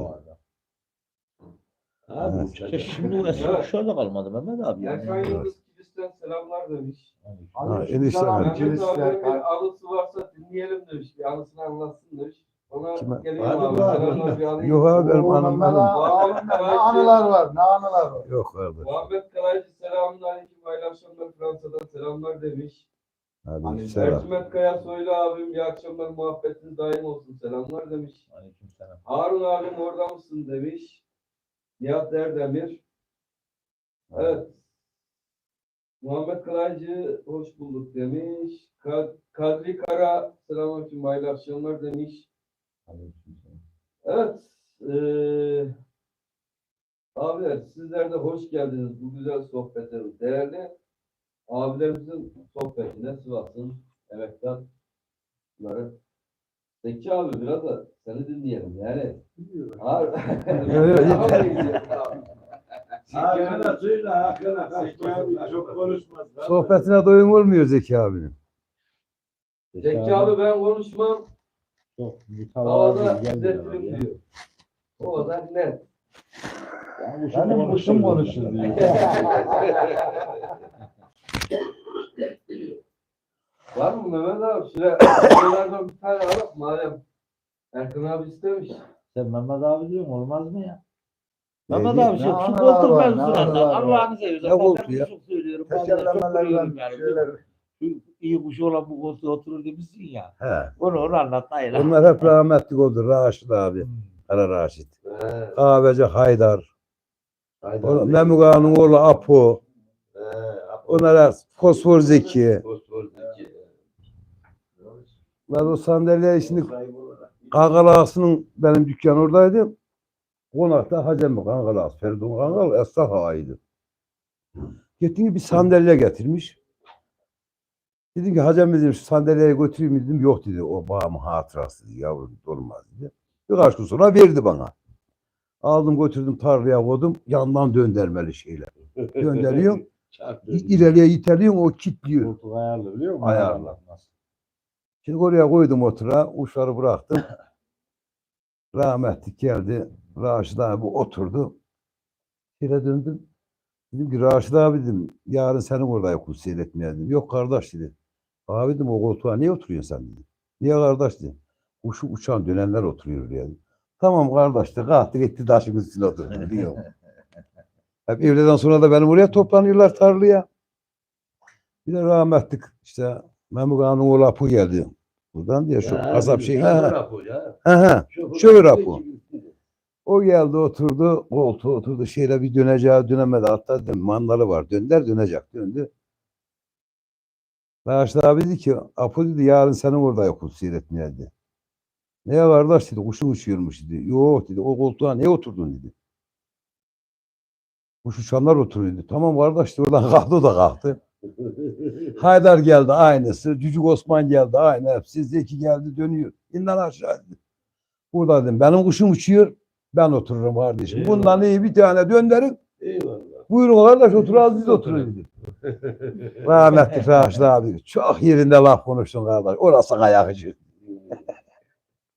Öyle bir anımız olduydu. Allah mekanlarını cennet etsin. Amin, amin. İyice abilerdi, iyice kuşbazlardı. Eski adamlar da rahmetli. Hep rahmetli oldular ya. Ya zaten eskiden 24 saat kahvede otururduk böyle muhabbet ederdik. Sohbet, muhabbet. Ya, Evet. şimdi yok abi. Aman kalmadı. Yine neyse bak bizden sonra sizden sonra gelenler- Bu nesilden sonra daha hiçbir şey bekleme. Bundan sonraki ne? Hatır Hiç gönül şey de yok. yok daha. O bitti, bitti. ne kadar Hatırlamaya meraklı varmadım. ki Kıbo Kemal vardı burada Kemal Ali. Kendi evimizin adamıydı. Ne Halim'in dedesi. La dedi, Sakko dedi. Bunlar yapmaz da benim uşaklarım dedi. İyi bir kuş uçurursan dedi. Çeşene vur da onlar. Çeşen derler. Tabii keşene vururlardı kuşları. Çeşene vur da benim mezarımın başında bir pırlatla derdi. Hmm. Belki kafayı kaldırır bakarım beyle beraber. Evet. Yani budur abi ya. Rahmetli Kıbıl Mehmet vardı. Sen bilin abi bunlar bilmez de. Bilirim kübili. Kıbıl Mehmet geyimi de çok hoş. Ama Tanımam, değil mi? dayı. Bunlar bilmez de. Evet. Kıbıl Mehmet takım elbiseyle geldi karşıyadan indi. O arada kuş dönüğe geldi. Bir tane yüzüne döndü. 11-12 taneyi geçkindi ondan mı? Hiç ses kesmedi. Şöyle baktı. Kafaya hadi. Dedim Mehmet'den bir aile aklını alırım. Akılsız divaneler gibi dolanın. Şöyle döndü. Evet dedi. Stadyum orada da. Eşyol eşek dedi. Bizim kuşların bohları bu dedi. Rahmetlik dedi. Deli olanın oğlu Mustafa'dan getirdim ben bunun anasını dedi. Mustafa abi. Mustafa abi çok değerli adam. Çok iyice kuşbazdı yani. Bir onun bize şeyi geçti. Göbenekli gülüsü geçti. Ey kuşudu. Yani bu göbenekler hep onlardan işte. Hepsi onlardan. 27 senedir ki onları beslerim ben. Amma dönüyor. Ey kuşu. Allah Abi, için dönüyor. Adam da iyice Esas- kuşbazıydı. esas babaları güzel kuşudu. Evet. Burada Bulaşık'ın uçurdular. Yaşar abigin uçurdular yukarıda. Şeyde uçurdu. Raşit abi de uçurdu onlardan. Bizim Kara Raşit. Onlar getirdiler. Evet. onları. Onlar da Esas getirmiş. onların adamı Ethem Çepikgül'ü. Rahmet. Kuşu bilmeyen adam ben iddia ediyorum. Mehmet abinin eşeği seyretsin korkar yani. Döneğinin sesinden korkar vallahi bu ses nereden şey. Ya ben ne diyorum bak güzel Dönüyor kardeşim. ha vallahi. Çepik kaçırır Evet. döner uçurur kuş ya. Bu Büyükler, olacak kuş da bir daha. büyükleriyle dediler. Canlı yediğim Bir Allah. de şeyle dillerdi biliyor musun? Çapık döndürür dönek gezdirir Biz kuşu. bunları dinleye böyle adamlardan öğrendik. Ne de çapımıza geldi çapımıza bile bir şeyler uçurduk. Tabii canım. Ayakkabıcı dedi ki bak ruhu dinliyor. Ya şahit ispattı. Senden kuş aldık dedi bizim kuşlarımız havaya gitmeye başladı dedi. Ne kuşlar verdim ben ona ya. Ayakkabıcı da pek kuştan anlamıyordu ya. Ya Yani anlasın, kuşu pek anlamasın. bilmiyordu ayakkabıcı da. Bir gün Nadir abi, şimdi anılarımızı konuşuyor, bir sıkıntı yok değil mi? Yok abi yok. Sıkıntı yok. Rahmetlik Metin abi ben orada 35 sene komşuluk yaptım. Benim fırının karşısındaydı evin Albatlar başında. Bir gün dedi ki Uyumcu Edip. Hadi Hadi, be, ha. hadi be Ankara'da şimdi. Ankara'da mı? Ankara'da. Edip dedi ki biriyle geldi Metin abi. O da rahmetli orada Hafız kasap. Yayla kasabının Hafız. Ha, Hafız. He. Dedi ki biriyle dedi. Hafız'ın oradan dedi. Dilimi söyledi. Misafirlerim gelecek dedi. Kuş uçuracağız dedi. Sen de gel dedi. 20 tane de bana lava söyledi. Gittik her neyse kuş uçurdu. İlk dönekleri çok güzeldi kuşun. Ah dişi az mı dönüyor da azdı. 4 tane 5 tane dişi uzak az. Az. Çok Az, az. ha. Çok az. Ya Çok iyi az, dönsün de Nadir abi şöyle bir Besledik, dişi besledik. kuş şöyle bir 10 tane 12 tane dönecek ki dişi. Altından cücük de çıksın. İnerken de sıkıntısız yapsın kuş. Kuşu bıraktılar masalar açtık kellelere koydular. Hep dışarıdan gelmişler. Şöyle bir göz gezdirdim. Bayatan dedi ya kuşbazlıktan dedim şey olur. Şöyle bir baktım geldim eve. Geldim de 2 tane fırın çalıştırıyorum Albatlar başında. Merkezdeyim yani. Çok şükür yani. Çok da güzel işlerim var. Şöyle bir göz gezdirdim. Benden acı yok abi. Yani cıblağı yok yani. Durum şey olan. Rahmetli Metin abi geldi. Mehmetciğim dedi. Nasıl dedi. Dedim ki abi ilk dönekleri çok güzeldi de. Kuş gevşe dedim. Bir de cücüğün üstündeymiş dedim. Yani sıkıntı yaratır bu kuş dedim. Oradan biri geldi dedi ki bundan iyisi var mı falan ıvır zıvır. Ben bir şey demedim. Tanımam bilmem adamları. Kuşların üstüne kondu. Geri oradan kalktı. Bir tane döndü indi. Dedim ki rahmetlik Metin abi dedim sen bunları yok et dedim. Bunlardan Merdinli olmaz dedim. Ha, bunlar döner olur da Merdinli olmaz bunlardan dedim. Böyle tartışırken oradan Yozgatlı mıymış, Sorgunlu muymuş? Biri dedi ki var mı? Pazar günü gelin dedim. İnene kadar bunun döneğini sayın. Eğer dedim 3 dönek de dönmezse hediye etmezsem namerdim dedim. Bak çoğu da hayattalar hala. Ha benim erkeğimin de kabahati var. Yuvadan içeri giriyor. Ama danışma yok. 2 saati geçiriyor kapıyı aç. 2 saat uçsun sıkıntısız. 6-7 dönek çıkarıyor. Aha bile altında çocuklar. Başka türlü düşemiyor. Bir odadan içeriye giriyor. Çala çala iniyor içeriye. Büyük oda. Yalnız kapıdan içeri giriyor. Kapı açık olmasın. 12 saat uçar. Onu rahmetli Hacı Ahmet abiye hediye ettiydim onu. O zamanlar. Rahmetlik lafını kestim. Azmi abi davet etti gitti. Abi aynalı diş uçuruyor hoca. Kurtarı uçuruyor. Azmi abi. Kurtar, ha. Karşıdan toparlanıp gelip de bir çataban çalıyor. Nasıl bir geliyor? Ya bu şeyle gider abi ya doğru. Bir iki Hüsnü abiye dedim ki la. Abi dedim daha ne arıyor bu adam? Takla dedi az sonra baktı seni dediğim aklıma geldi. Kapıya o gelişine zırp içeriye girdi. Girdi abi, giriyordu benimki de girdi. Girdi. Hüsnü'ne dedi ki Hüsnü Ahmet Dinar'da var. Hüsnü'ne sıçtığım dedi. Kapıyı açtım dedi. Kapıyı aç dönene geliyor. Neyse şaka şuka. Azmi abiye dedim ki bu kuşu Çok bana ver. kuşun yapacağı hata o. En büyük Abi, hatalarından biri. ya Ya oğlum, adam mahkum yani. Çocuklarla hep Sana bir çıktı. şey diyeyim mi? O Çocuklar. kuşu aldım Azmi abiden. Buraya getirdim. Daha burada birer dönekler. Sen çekiyor abi ya. Dedim ki orada yaptığını burada da yap. Sokağın ortasına da dönene geliyor. Bunun bir kafesi vardı. Yapmıştı tuvaletin üstüne koydu. Orada duruyordu kafes. Ta oradan içeri girdi. Vay be. Ya, Duruyor Ya, abi. ya. Duruyor. ben Aslında varsa İstanbul'da ne dedim ya derseniz ben geliyor İstanbul'da ya. seyrettim. Adamın kafasının üstünden girdi içeriye. Kafasının üstünden. Girer ya. Ankara'da da benim başıma geldi o. İstanbul'da da benim başıma geldi. Giren kuşun yapacağı en büyük hatalardan biri. Yunus Baba bak ben o Ama şimdi bak o hatayı yapıyor değil. Kaldırıp temelli de atmayacak. Yok bak. Atacaksın, kafasını Yavrum bak. keseceksin. Abi Soyun yavrusu üstüne da alet yapıyor.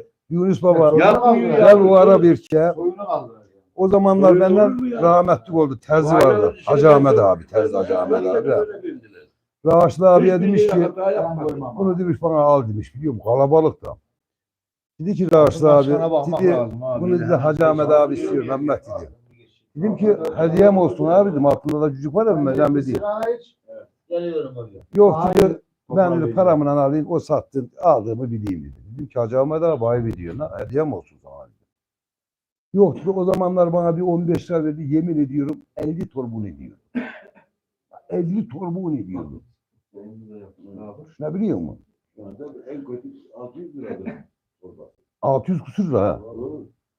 Hacı Ahmet abiye verdim üniversitenin karşısında çocuklarını almış bir gün rahmetlik. Dedi ki, dedim ki Hacı Ahmet abi ne ettin? Mehmet dedi kaç tane çocuk aldıysam çit dön dedi.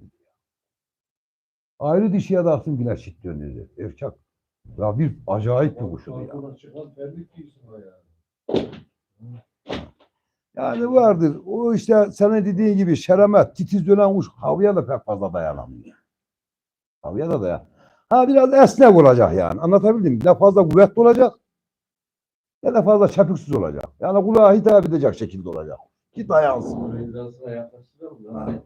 Şimdi abi çok Vallahi şimdi bazı yeni yetme gençler var işte kuşun göğsüne bakıyor, kuşun darlığına bakıyor, kuşun genişliğine bakıyor. Kamera çekiyor Ben mu? anlamaydım ya. Kamera çalışıyor değil mi? senin ağası ne diyor? Ben götüne bakayım döndüğünü Video söyleyeyim. kaydı. Ha. Video kayıt alıyor. Kamera şeyden geliyor. Bunu buna bağlayacağız inşallah. Daha net görüntü. Ara kablosunu bulamadım. Ara kablosunu her yerde sordum. Hacem de Bulamadım. net çıkıyor mu Hacem? Net çıkıyor mu? Ya, O çıkıyor. ben Mehmet de abim net görünüyor mu arkadaşlar? Şimdi Zaten- Avusturya'dan Nizamettin abi. Valla kolay yok selamlar kardeş. iletiyor. Kete ailesi. Hayırlı akşamlar, sohbetiniz bol olsun demiş. Turan abim hayırlı akşamlar, selamlar. Evet. Büyüksün Gakkocan dediyse Bemece Duran'dır. Evet Duran abi hoş geldin sen de. aleykümselam hoş geldin. Süper görünüyormuşsun abi. Bak Avusturya'dan öyle diyorlar. Vay.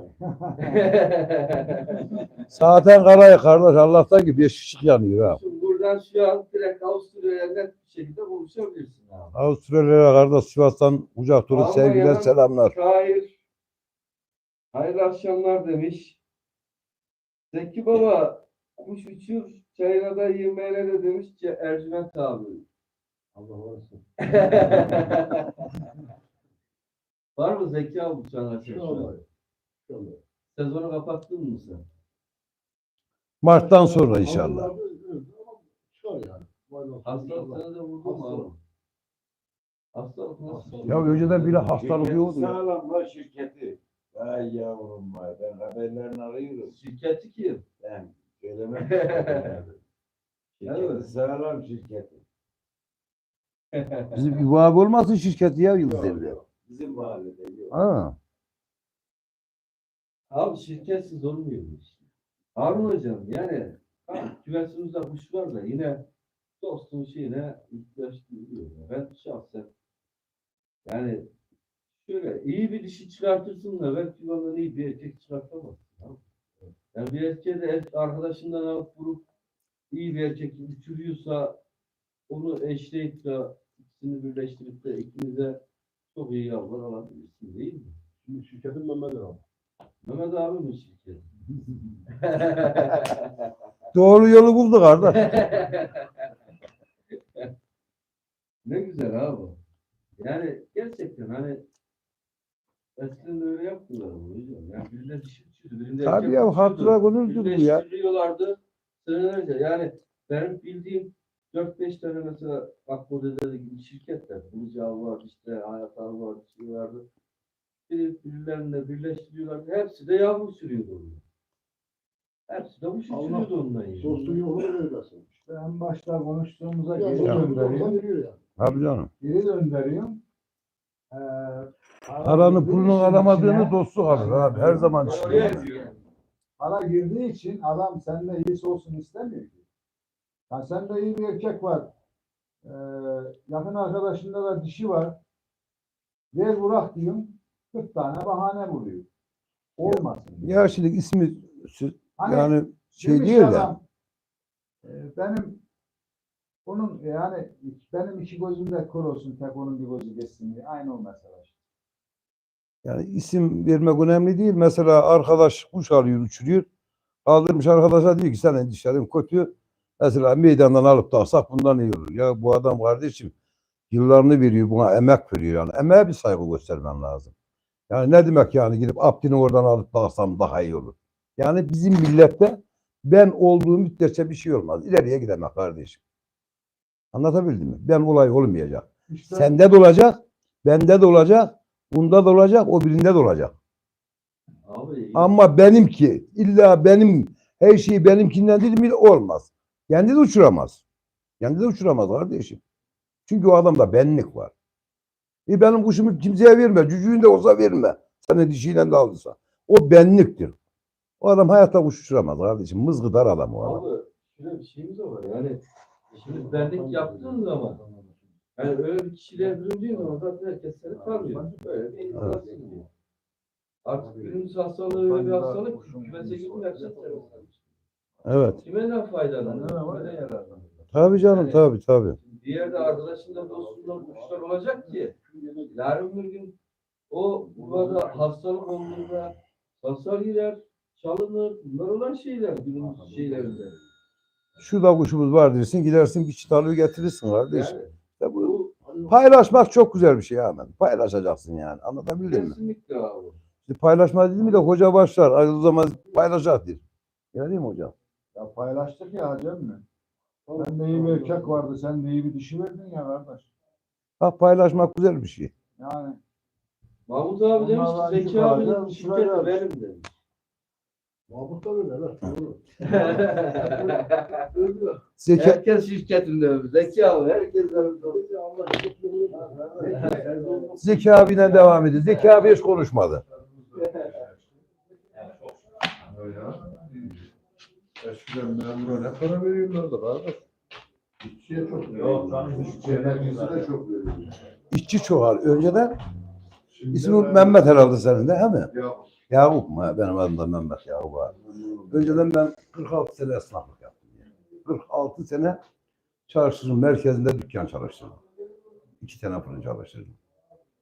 O zamanlar işçiye pek fazla şey vermiyorlardı. Esnaf kefil getir diyorlardı. Esnaf.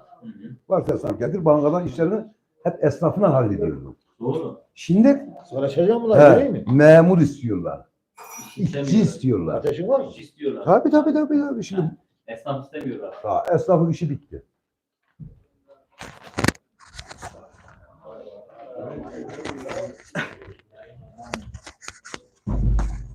Yaka mikrofonumuz sigara iç bölümüne geçtiği için Neden? biraz seste karışıklık olmuş olabilir. Kusura bakmayın abiler. Eski kuşlara sahip çıktığımdan. Başı bizden genç ama Hakan yani kıymetini bilmiş. Bugüne kadar saklamış. Sivas'ta mesela kimde kuş var desem onlardan bir tanesi Bostancı Hakan'dır yani. Hakan abi videosu da sayfamızda mevcut. Videosunu da yaptık Hakan abinin de. Yani gerçekten güzel kuşa emek veren günümüzün iyi kuş pazarından biri ki her kuşu da beğenip beslemez yani. Öyle bir hatayı da affetmeyen bir insan. Abi, memleketimizde var ya yani öyle güzel hayvanlar besleyen insanlar. İşte, onun avantajı atadan dededen kuşbaz olması, doğuştan bu işin içinde olmuş olması. Ömer o kadar bilmez de. Evet. Tamam mı? Tabii. Evet, biraz daha Kerim abiye doğru alayım açıyı kaybetmeyek. Değil mi? He. Kerim abiye biraz daha yaklaş. Biraz kamerayı yaklaştırdım ben daha güzel görünsün diye. Evet. Bilal'im hoş geldin. Selamünaleyküm abi. Hakan Harun Hoca da kısaslılardan olduğunu duymuştum. Sosyal medyada görüyoruz ama bu kuşlardan uçurmuş mu diyor. Hakan diye bir arkadaş sormuş. Saslardan şöyle var. Elinde tutabilir. Kerim abi de yakın. Şimdi tabii Şimdi öyle. internette bu Sassı diye bir sürü kuş paylaşılıyor. Bak, bir sürü herkes kuş paylaşıyor ve satıyorlar. İyi paralara satıyorlar. Yalnız bizdekinin şeyi ne? Bizdeki kuşlar kısastan 1974 yılında alınma. Bak, 1974 yılında gidiyorlar. Çok sevdiğimiz bir emmimiz. Burada ismini vermeyeyim. 5 kişi gidiyorlar kısasa. 7 tane kuş alıyorlar. 1000 lira para veriyorlar. Bu kuşlar şimdi 50 senedir yaklaşık birbirine gire gire artık çift başlı cücük. Hiç kanadı yok kökten. Ayak yok. Ayaksız. En sağlamı gözü kör vermeye başlıyorlar. Nadir abi. Ben Oradan hediye- bana bir hediye erkek geldi. Hediye adamlara. Hediye erkek geldi. Bak bizim Sivas kuşuna kırdık. Mükemmel döndü geçen sene. Mükemmel döndü Nadir abi. İndiremedik abi. Şimdi bu kuşların bir özelliği varmış. Onu sonradan öğrendik biz. 2 saati geçirdikten sonra kuşların önünü keseceğim. 20-25 gün yatıracağım. Sonra tekrar uçurmaya başlayacağım. O 2 saati geçirdikten sonra devam ettirirsen indiremiyorum bu kuşları. Gün yetmiyor yani. Şu anda da Yaşadık ya. cücüğün üstünde bir tane Ya şimdi saat olarak 2-2,5 saati yakaladı ya. kalıyor. Sabah bırakıyorum karanlığa kalıyor. İnmiyor kardeş. Bak ben onu dediğim mesela araba geçen sene alıcı vurdu Nadir abi. Alıcı götürdü. Bir gün sonra geldi. Şu taraf komple yemiş, kurt düşmüş. Ayıtladık kurdunu. Eve götürdüm. 5 ay evde yattı. Yarası kavuşmaya şu kadar vardı. Getirdim tarlaya, ırmağın kenarına. Kuşların içinde 3 gün kendi kendine böyle perdah verip kalktı. 3 günde 3,5 saat dedi. Geri aldım Kamalya'ya. 25 gün daha yatırdım. Çıkarttım. Yazın uzun günü. Saat 3'tü. Kanat çıtparken yine bir tane çaldı. Kaya paradı. Karanlığa kaldı. İnmedi abi. Yani bunun yani dediğim gibi bak bir sürü kısaslı diye kuş pazarlıyorlar. Fakat 1974 yılıyla şu anda 2014 yılındayız. Arada 2024 dünya fark hocam. var. Bu Evet, kuşlar farklı kuşlar bak. Bunları karıştırmayalım. Özleri şimdi o kuşların Özleri kuşların abi, Urfalı bak İbrahim var. şeyde var ha ben sayayım sana. Bekorali diye bak. Hayır bak. Özleri bunun Fethiye'de İmdat Gazi Şeker Hoca var. Onda var. Çanakkale'de Aydın Derviş'te var. Bursa'da Osman diye bir arkadaş varmış. Onda var ama ben onunla tanışmadım. Bursa'daki arkadaşla tanışmadım. Özler bunlar. Diğerleri şebap Araplar ya. Şebap Arabı, zil araba adam çıkarıyor. Kısası diye paylaşıyor, satmaya çalışıyor. Utanmıyorlar da. Adam Utanmaz. sağ Bir Bizdekiler abi bak benim dediklerim, benim dediğim kuşlar bizim kuşlarımız. Sivas kuşu gibi dönüyor. Sivas kuşu gibi seyir kuşu. Uçum var, dönek var, Yani her bizim- şey var abi. Bizim istediğimiz Bak, cücüğün tarzı üstünde hayvanlar. şimdi kaldırmaya başladık. Şakşaktan döne kalıyor. 2 yaşında. Nadir abi. Şu anda da altında 4-5 günlük çocuk oldu. 2 çift çocuk da büyüttü. 15-20 gün sonra gel otur seyrede kal. İnşallah. Başına bir iş gelmezse. Allah Evet. nasip ederse. Koyu kaplama, dunuk benekli veriyorlar, Arap veriyorlar bunlar. Çoğallak diyor abi bir türlü. Yani üstüne Hocam düştüğünde- sende de var yani biraz rahat durmuyor ki ya 3-5 tane olsun bir tanesini kaldır diyoruz. Yok diyor. Zaten İlla uçacak, Vedat illa Ay'ın uçacak, illa demişler de. vuracağım diyor yani. Velo dayı yaşlı bir insan. 95 yaşlarında şu anda. Evet. Asıl o uçlar Velo dayı değil. Orada postacı Hasan var. Bu Kısas'ta. Tamam. O adam yaşıyor. Tamam ikisi de yaşlı. Şu anda bak o dediğim, İbo dediğim çocuk onların kendi adamları Urfa'da. Abi Anladın ben mı? Kısas'tan getirdim. Bir tane Hep işi Dunuk getirdim. Benekli Arap oğlanın İsmini kuşları. vermeyeyim. Biri çepiksiz döndü, sessiz. Bir erkekten aldık. Sessiz döndü. Gönderdim. Biri de ağır oldu. Çok ağır oldu. Onu da gönderdim. Dişiyi de gönderdim diyor.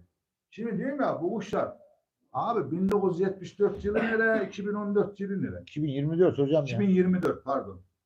Yani adamlar dediğim insanı sen tanıyor musun? Tokatlı Mehmet Ağa. Erebali Mehmet. Neydi Bu lan? kuşları getiren bu adamlar. Şu anda 74 yaşında Mehmet Emin. Bak Evet, Allah evet. hayırlı uzun ömürler versin Amin, ona. amin. 3 yaş Ben büyük bugün- Mehmet ya. Mesela bugün dün telefonda da Kerim Şahit söyledim. Emmi dedim keşke Sivas'ta olsaydın sen. Bize yeterdin dedim. Çünkü böyle mesela gözü gönlü çok tok bir adam. Ben biliyorum. Bende olan sende de olsun diyenlerden biri. Yani o tarz Geldi insanlar ya buraya bulunmuyor ya. artık ya hocam. O, Yani o nesli insanlar nesli bitti abi. bitmek üzere olan insanlar ya. Yani bak Götürdüm ya hediye. ya adama Nadir abi Ben de bir kızılgüllü verdiydim. Bak. Kanadı kırığın bir kızı vardı. Yumurtlamıyor dedim. Ver dedi. ben Nadir abi yumurtlarım 3 dedi. gün önce adama 20 bin lira veriyorlar. Aynalı ülke yok vermem diyor. 3 gün sonra ben arıyorum. Mehmet emmi Aynalı ülkeye gönderin mi bize cücüğünü alak diyorum. Ertesi gün kuş burada ya. Kim yapar abi bunu? Ya artı o para şeyini de başka yerden duyuyoruz Ha, biz başka- yani şey bak, diye kendi ayağı kendi söylemedi. demedi yani. Horozcu Kendi da demedi. bunu anlattı. Ha. Horozcu aslında Adam horozcu kendi aslında. söylemedi. Bak zarflıyım yine söylemiyor. Başkası söyledi. O sana gelen ülkeye 20 bin lira verdiler. 3 gün önce vermedi diye. Kim verme? Burada kim yapar abi? Evet. Ya demek ki de çok Delikten deliğe saklarlar. Vallahi Tabii. saklar ya. Vallahi saklarlar, billahi saklarlar. Abi onu diyeceğim yani o arkadaşa herhalde bu cevap olarak yetmiştir. Kısaslardan var. Şu anda da bir erkek havada. Ercüment abi demiş ki çikolata ve sarıçilde verir. Evet. Sosları. Veriyor tamam doğru Kahve. veriyor. Kahve, dişi kahve, var ya kahve. bendeki. He, O kahve da onlardan işte. Kahve dişi de O onlardan. daha Veriyor çok yani. kırık kısımları veriyor galiba. Çünkü ben kısaslar ben de daha önce bayağı bir Kısaslara bak şey girmişler abi.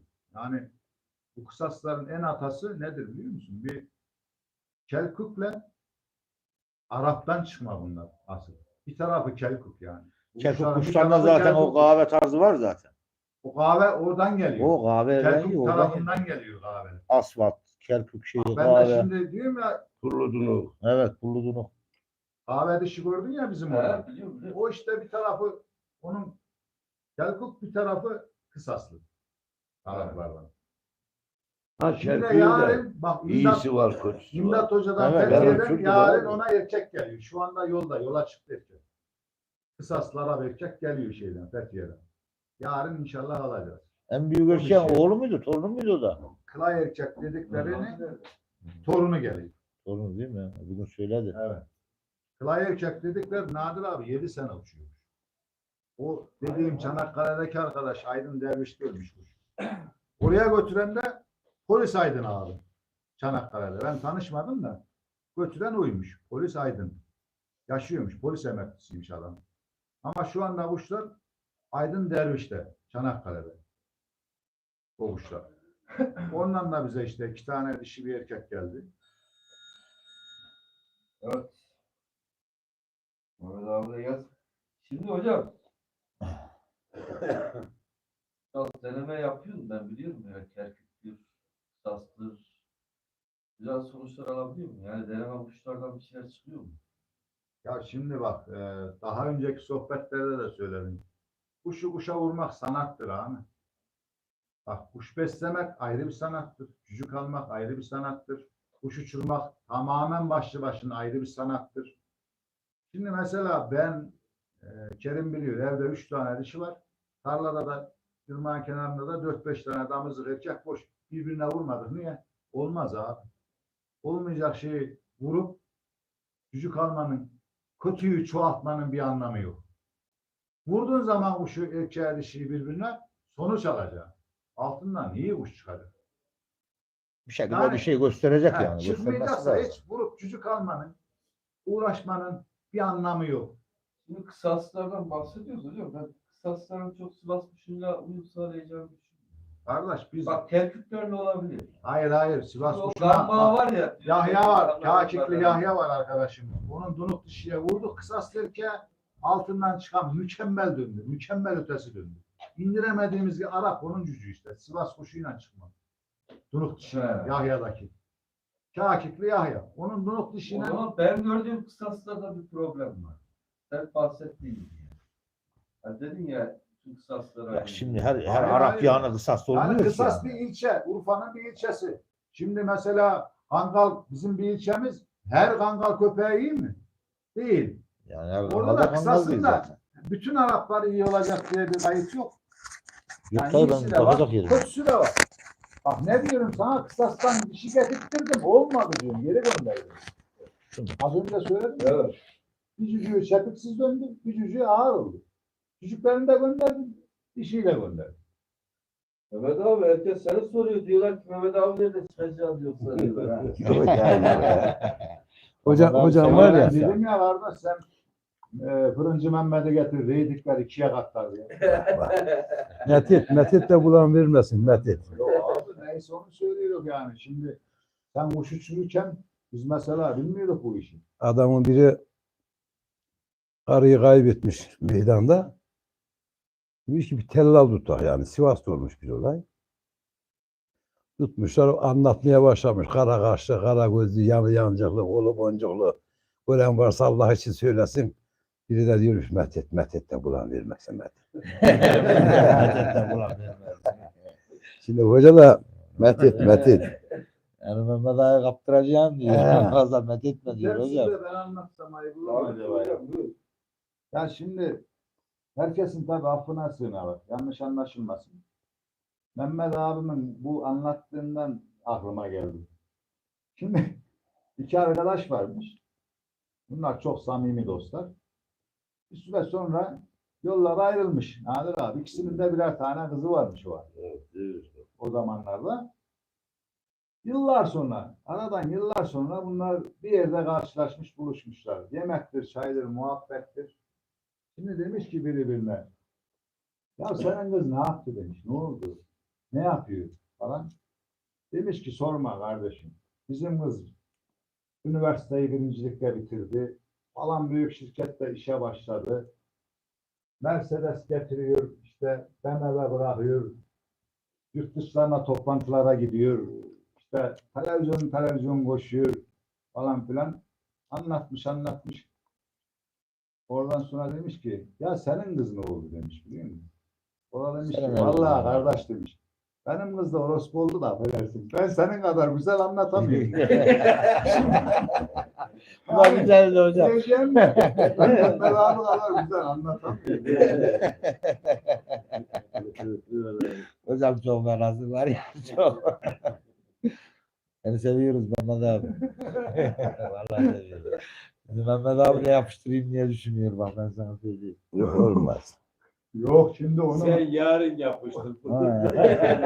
Yani Irmak'ın dibinde var diyeceğimi biliyorum. Bak Irmak abi ne Irmak diyeceğim. Yarın Ayıp olur şimdi. Onun sansürsüz olur onun için. Celal Sağır hayırlı akşamlar. Belçika'dan selamlar demiş. Muhabbetiniz daim olsun demiş. Abi tekrar hoş geldiniz. Abi bir tane beğeni tıklayabilir miyiz? Sağ olun, var olun. TikTok'ta mı yapıyor? Yok. TikTok'u kapattık. TikTok'ta biraz yayın yaptık. Onu alıştırma yapıyoruz. TikTok'a da geçeceğiz. Aynı anda TikTok, Instagram, YouTube, Facebook hepsinden Hmm. gideceğiz inşallah. Facebook'tan şöyle yapamıyoruz. Şimdi arkadaşlar diyor ki niye Facebook'tan yapmıyor diyorlar da Facebook kapanmıyor. Yani Facebook şikayet ettim, Facebook silindi gitti. Yani Evet. sizin de burada yapmış olduğunuz bütün muhabbet silinip gidiyor. Ama şimdi YouTube'dan yaptığımızda bir ömür orada hesap açık kaldığı sürece Ben zaten torunların Yok, seyredecek seni diyerek ikna ettim, He. getirdim. Ama Abi, abi, bir ömür silip Seni gidiyor. ölümsüzleştireceğiz dedim. Bazı Torunların arkadaşlar seyredecek. yanlış anlıyor. Orada da bazı yanlış anlaşılmalar var. Yani para falan ben Facebook'tan yaptım. Biz YouTube'dakinin 5 katı para olarak. Yani burada para yok. Yani biz buralarda para kazandığımız anlamında değil. Evet. Burada YouTube'da yapmamızın tek sebebi bir ömür gitsin. Yani bizden sonra bunu izleyerek çok insan olacak. Ne diyor? 100 şeyde Facebook'ta yapsa bunun 5 katı daha fazla para verir. Yani.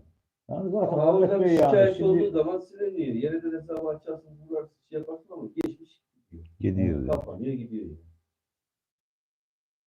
Evet.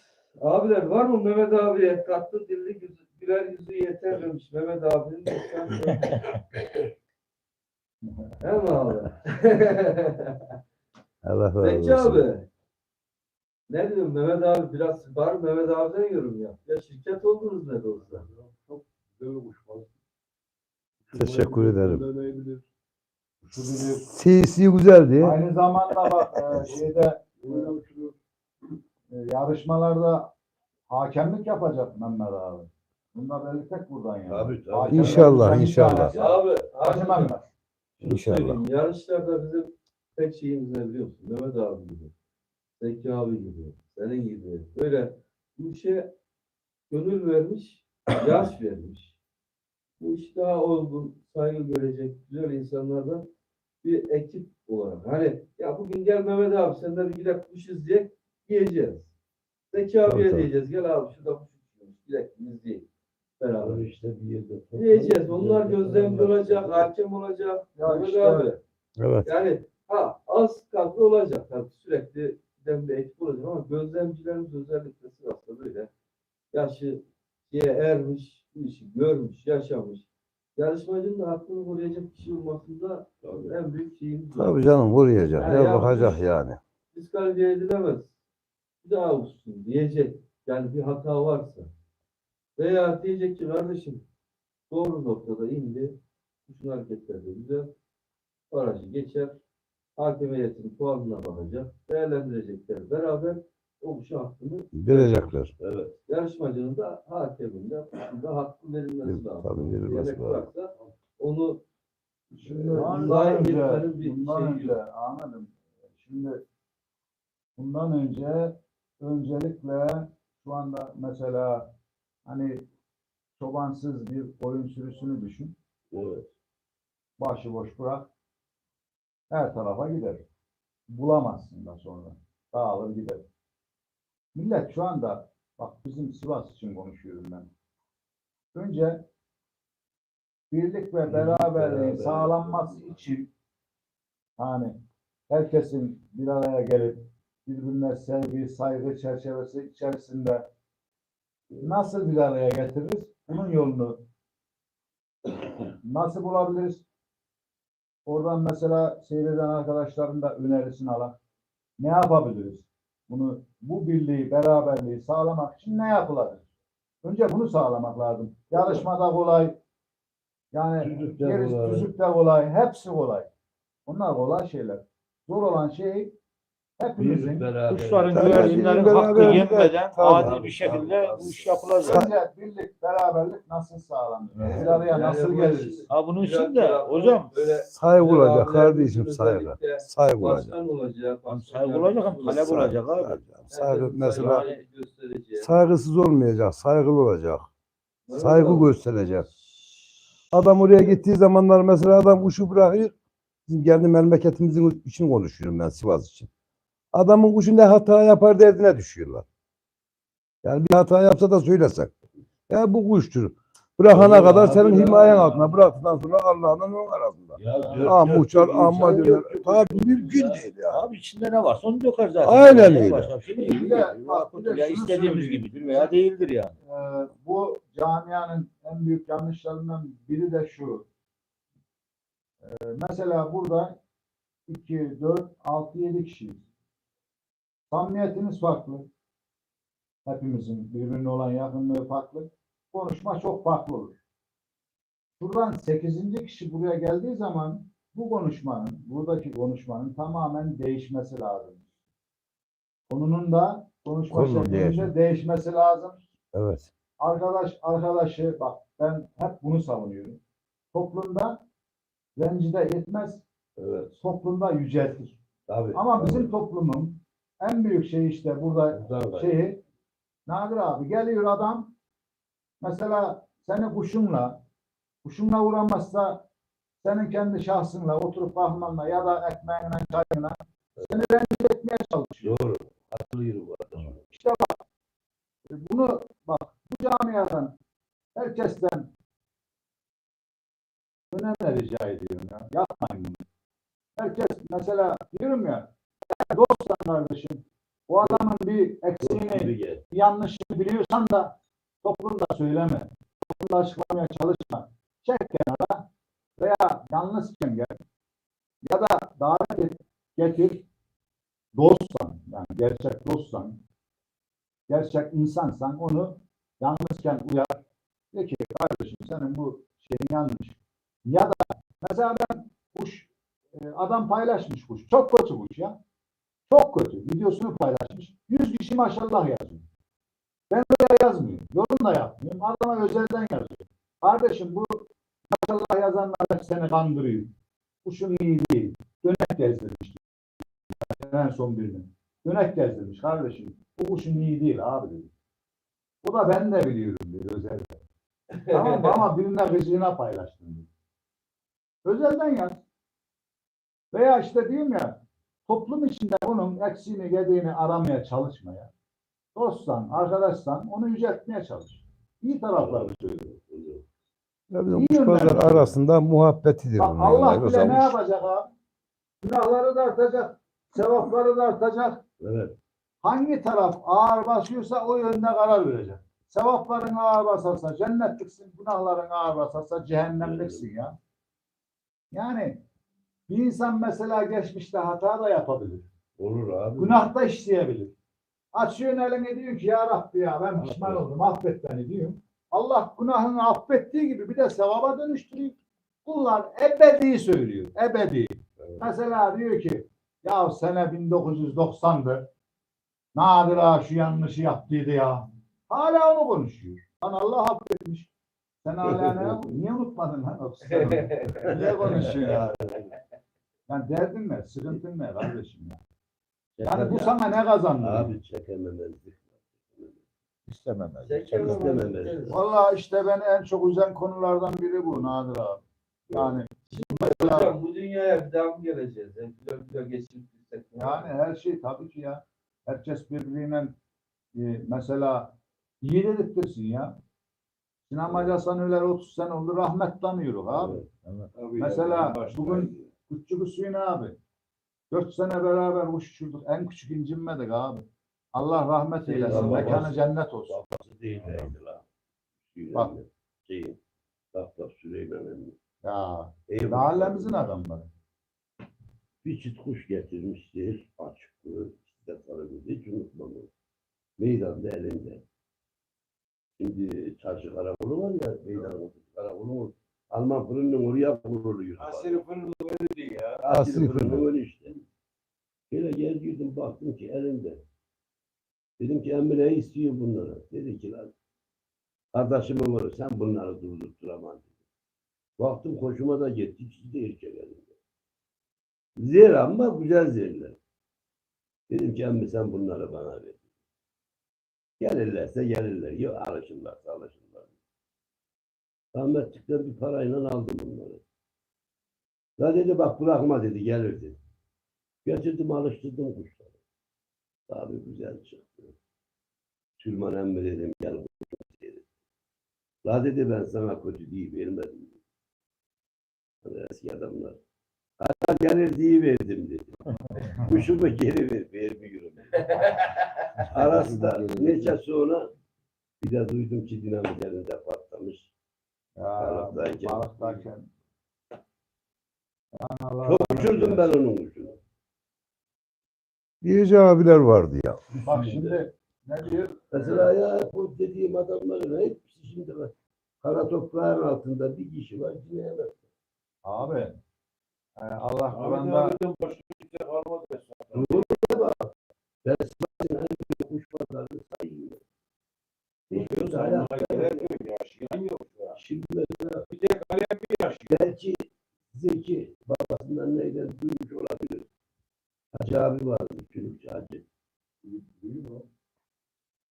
Kuşpazar kahvesinin o aradan giriyor, orada dükkanı vardı.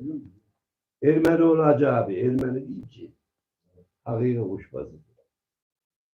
Ondan çalışmaya gidiyor, oraya gidiyorlar. Berra diyorlar ki Berra'yı konuşturuyor hadi. Berra dayı diyor, hiç unutamadığın bir kuş var mı diyor. Var la diyor. Saz kanat mı, al kanat mı diyor. Berra anla diyor. Ben Berra'dan dinledim. İnternette Sivas'tan, var. evet, Sivas'tan diyor. Oduncu Hacı'yla diyor. Çalışçı Ali diyor. O zamanın parası iyi para veriyorlar. Bunlar 4-5 tane kuş alıyorlar. O kuşu da istiyorlar. Diyor ki bu kuş yumurtlamıyor. Ayıp olur bak size diyor. Olsun diyor yumurtlamasın. Ve Sivas uçurur. Urfa'dan buraya çok güzel kuşlar geldi. Mardin'den de geldi, Urfa'dan da geldi. Mardin'den neçe sonra. Esas kuşlar Urfa'dan geldi. Gülügil mesela giderdi. Mehmet Emin'in uçakları Gülügil. Şevk abi gibi. O eski kapçıların orayı bilirsiniz. Beyler orayı. Sen çarşıda şey değil, oraları bilmiyorum. Dökerlerdi kuşları gözümü yumarım çarşıda. Kalem de çok kötü. Kapçılarcı kallemi diye kuşlar geldi. Babam gir Urfa'ya gidiyorlar Köse Mehmet'ine. Çardaklı kahvenin üstünde dinleyenler varsa Urfalılar bilir. Mağdur emmi varmış. Bir de konuşurken kahvede. Sabahına gelin diyor, garipler diyor. Bunlar garip diyor. Eski Urfa'cı bir Urfa değil. Çıktık diyor merdivenler. O daha şeyini böyle. Çardaklı kahve herkes bilir. Onun üstünde sürüyormuş adam. Bir arabayla alıp kuş bırakmış. Bir arabayla alıp kuş bırakmış. Babam gitseydi diyorlar kafayı bozuyor. Aman diyor köşe diyor. Bu kuş ne işimiz var? Kuşu seyirdiyle dönekten sonra babanlar onu köşeden attı. Suriye'ye vurup gidiyor. Sınır aşıyor. Nereden geldiğini göremiyormuş. O zaman bak 65 lira. 65 lira. 65 Buradan da at arabası alacağız. 90'lık parası. He. 90'lık altın bozdurdum diyor. 6 tane değil 65 lira tuttu diyor. 90 zamanlar. Ne bilmem neye gidiyor Hiç demiş. bilmiyorum kaç lira. Dedem gibi kandırmış babamın köse geçmiş. Demişler ki kuşu seyrettikten sonra kuş demiş. Hem 65 liramız var. İkisinin 65 lirası var. Aha buradan bize bir tren parası verdiler. Bu kuşu ver Sivas'a götürüp diyeceğim. Götürüyoruz götürüyor. Bak. Ben bu kuşu Ankaralılara seyirtiyorum. Seyrede yanında da 100 tane kuş versin. Odamı görücüyü para dolu.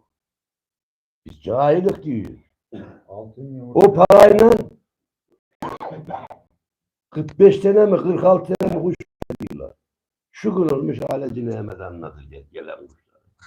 Her biri birbirinden güzelmiş kuşlar. Ha oranın kuşuyla bizim Sivas'ın kuşları kırılıyor. Çok güzel ortaya kuşlar çıkıyor. Şimdi bu adamların hiçbiri hepsi hayal. Buradan da Yok. Sivas'tan da Urfa'ya gitmiş kuş. Tabii. Sivas'tan da Urfa'ya kuş. Açık herhalde. Geldiği gibi de geri gidiyor. Kapanmış. Nereden açıyor? Arkasında alt kısmında şey var. Oraya tıkla. Ha oraya basacak. Basıl. Ben de oynarken belki kafam Atışı yakaladım hocam. bir geliyor dedi arkadaşlar. Yandı da. mı? Bu mevzuya anlatırken 96 Çalışıyor yaşındaki işte o kısaslı dediğiniz 96 yaşındaki adam yaşıyor. YouTube'da gösteriyor. Velo da ya. Velo Velo söylüyor. değil, Velo değil. Velo'dan almışlar. O dediğim O ayrı, o sana ayrı. Bu kısaslı musaslı demin anlatıyorsunuz. Ha o adam yaşlı. Ailemiz Hollanda'dan selamları O var. zaman 90 yaşında. Bilmiyorum belki de daha. Aleykümselam. Selamünaleyküm. Yaşımlar demiş. İhsan abi ses geldi. Harun hocam nerede? Kapanmış ya. Hocam bana da kontrol ederseniz kapanmış mı? Bakalım. Açık şu an. Ses arada gidiyor demiş. Mikrofonlar kapandığı için gidiyor da. Şu an sıkıntımız yok inşallah. Hocam. Şunu güzelliği sağlamak için bence güzel bir dernek kurulmuşlar. Mutlaka. Ama Yani dernek kuracak kişiler ve yaşını almış. Ya da şöyle olacak, dernekte öyle bir ekip olacak. ya şu var. Bak mesela Yaşını almış, sevgide, hürmette kusur edilmeyecek abi insanların bir arada olduğu bir ekip lazım. bak adam 30 yaşındadır.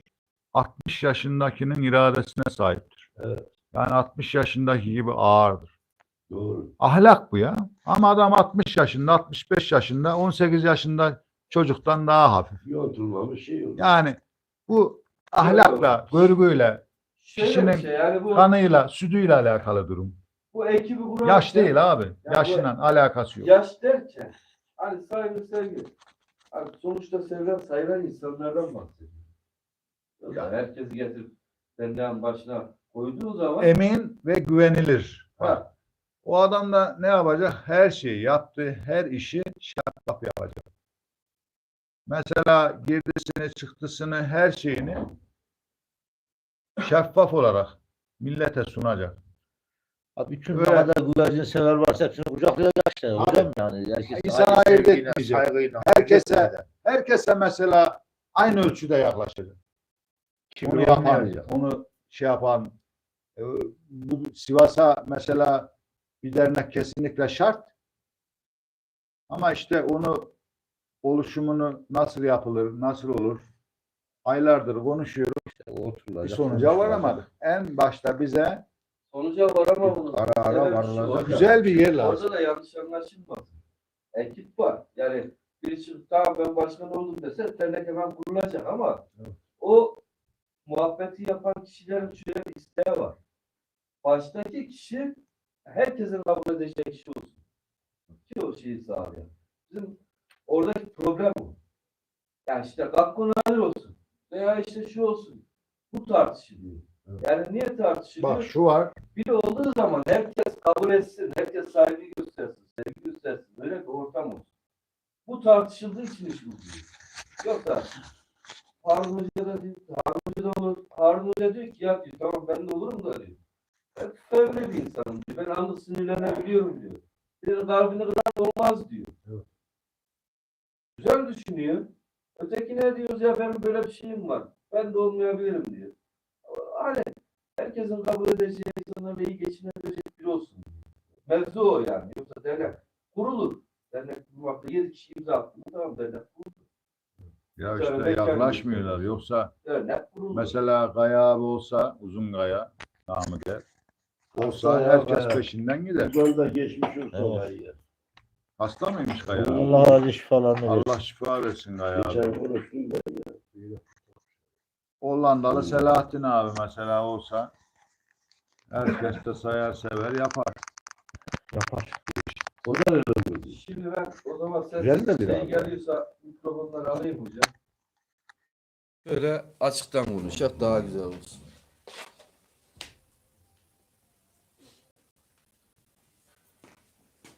Şey belki olabilir, sinyalde sıkıntı olabilir. Şimdi ses daha iyi geliyordur arkadaşlar. Zaten biraz toparlayacağız. Süremiz de bayağı oldu. Güzel bir muhabbet oldu. Mehmet abi de gelsin. Zeki abiyi çok konuşturamadık. Zeki abi ben havada kuşum konuşur. O zaman daha iyi olur diyor. Zeki'yi konuşturamadık, o adam normalde hiç konuşmuyor. Güzel bir abi. Yok. Zeki abi sağ olsun. Ha dernek başkanı Yani- işte Zeki emmim mesela. Şimdi şöyle bir şey olur mu? Mehmet Bostancı abim de gelecekti. Biraz mide rahatsızlığı yaşamış. Midesinde biraz rahatsızlanmış. Güzel bir muhabbet olacaktı ama ona da buradan geçmiş olsun diyelim. İnşallah bir dahaki sefere Mehmet Bostancı abimizi de alacağız yayına. Bostancı kaç. Kaç. Bostancı iyi dinle beni. Yakalanacaksın. Yakalayacağım seni. Kerim abim yine güzel. Güler yüzü güzel bir abimiz. Ne yapacak? Ya da Güler yüzlü sağ olacak, olsun bizi malum. kırmadı, davet Yani ettik. kuşumuz da iyi olmasa da en azından gelmeyi Değil mi abi? O da bize yeter. Yapacak bir şey yok. İnsan Yalnız şu festival kalbi var. güzel olduğu zaman Evet. Kerim abi kusura bakma lafını böldüm. Gönlü güzel olanın Allah gönlüne göre verir. Amin. Yani gönlün güzel olursa kuşun da güzel olur. Emin ol. Güzel olanı, kalbi Allah de dağına güzel göre olanı. kış verir. Aynen öyle. Hocam Allah kimseye kaldıramayacağı yükü verir. sana yemin ediyorum bir rengi çok severim ben. Böyle taclı aynalı kuşu çok severim. Kuşları götürdüm ya severek yapayım ben bu işi ki. Ya dedim bunlardan taclı aynalı çıkar mı acaba dedim. Ya böyle gönülden şey olarak ilk yavrularım taclı aynalı çıktı. Ay maşallah. Ya biraz gönlün güzel olacak, temiz olacak. Temiz bakacaksın. O hayvana da öyle bakacaksın ki o hayvan da Şimdi sana. bak günün belli saatlerinde her insanın kabul saati vardır. Keşke başka bir şey mi dileseydim hocam? Ona göre ağzından ne çıkarsa o saate denk gelirse pat diye olur. Onun için bak işte Peygamber Efendimiz ya hayır söyle ya sus diyor. Buradan konu açılmışken onu da söyleyeyim. Mesela bir yere kuş seyretmeye gittiğiniz zaman olumsuz hiçbir şey söylemeyin ya.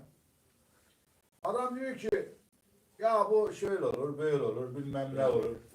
Bunu yapmayın. Huyumu sevgi. Ben işte en sevmediğim, en nefret ettiğim şeylerden biri bu. Zaten. Bir saniye sonramızı sadece Allah. Zaten benim diyeceğimi sen de biliyorsun. Evet.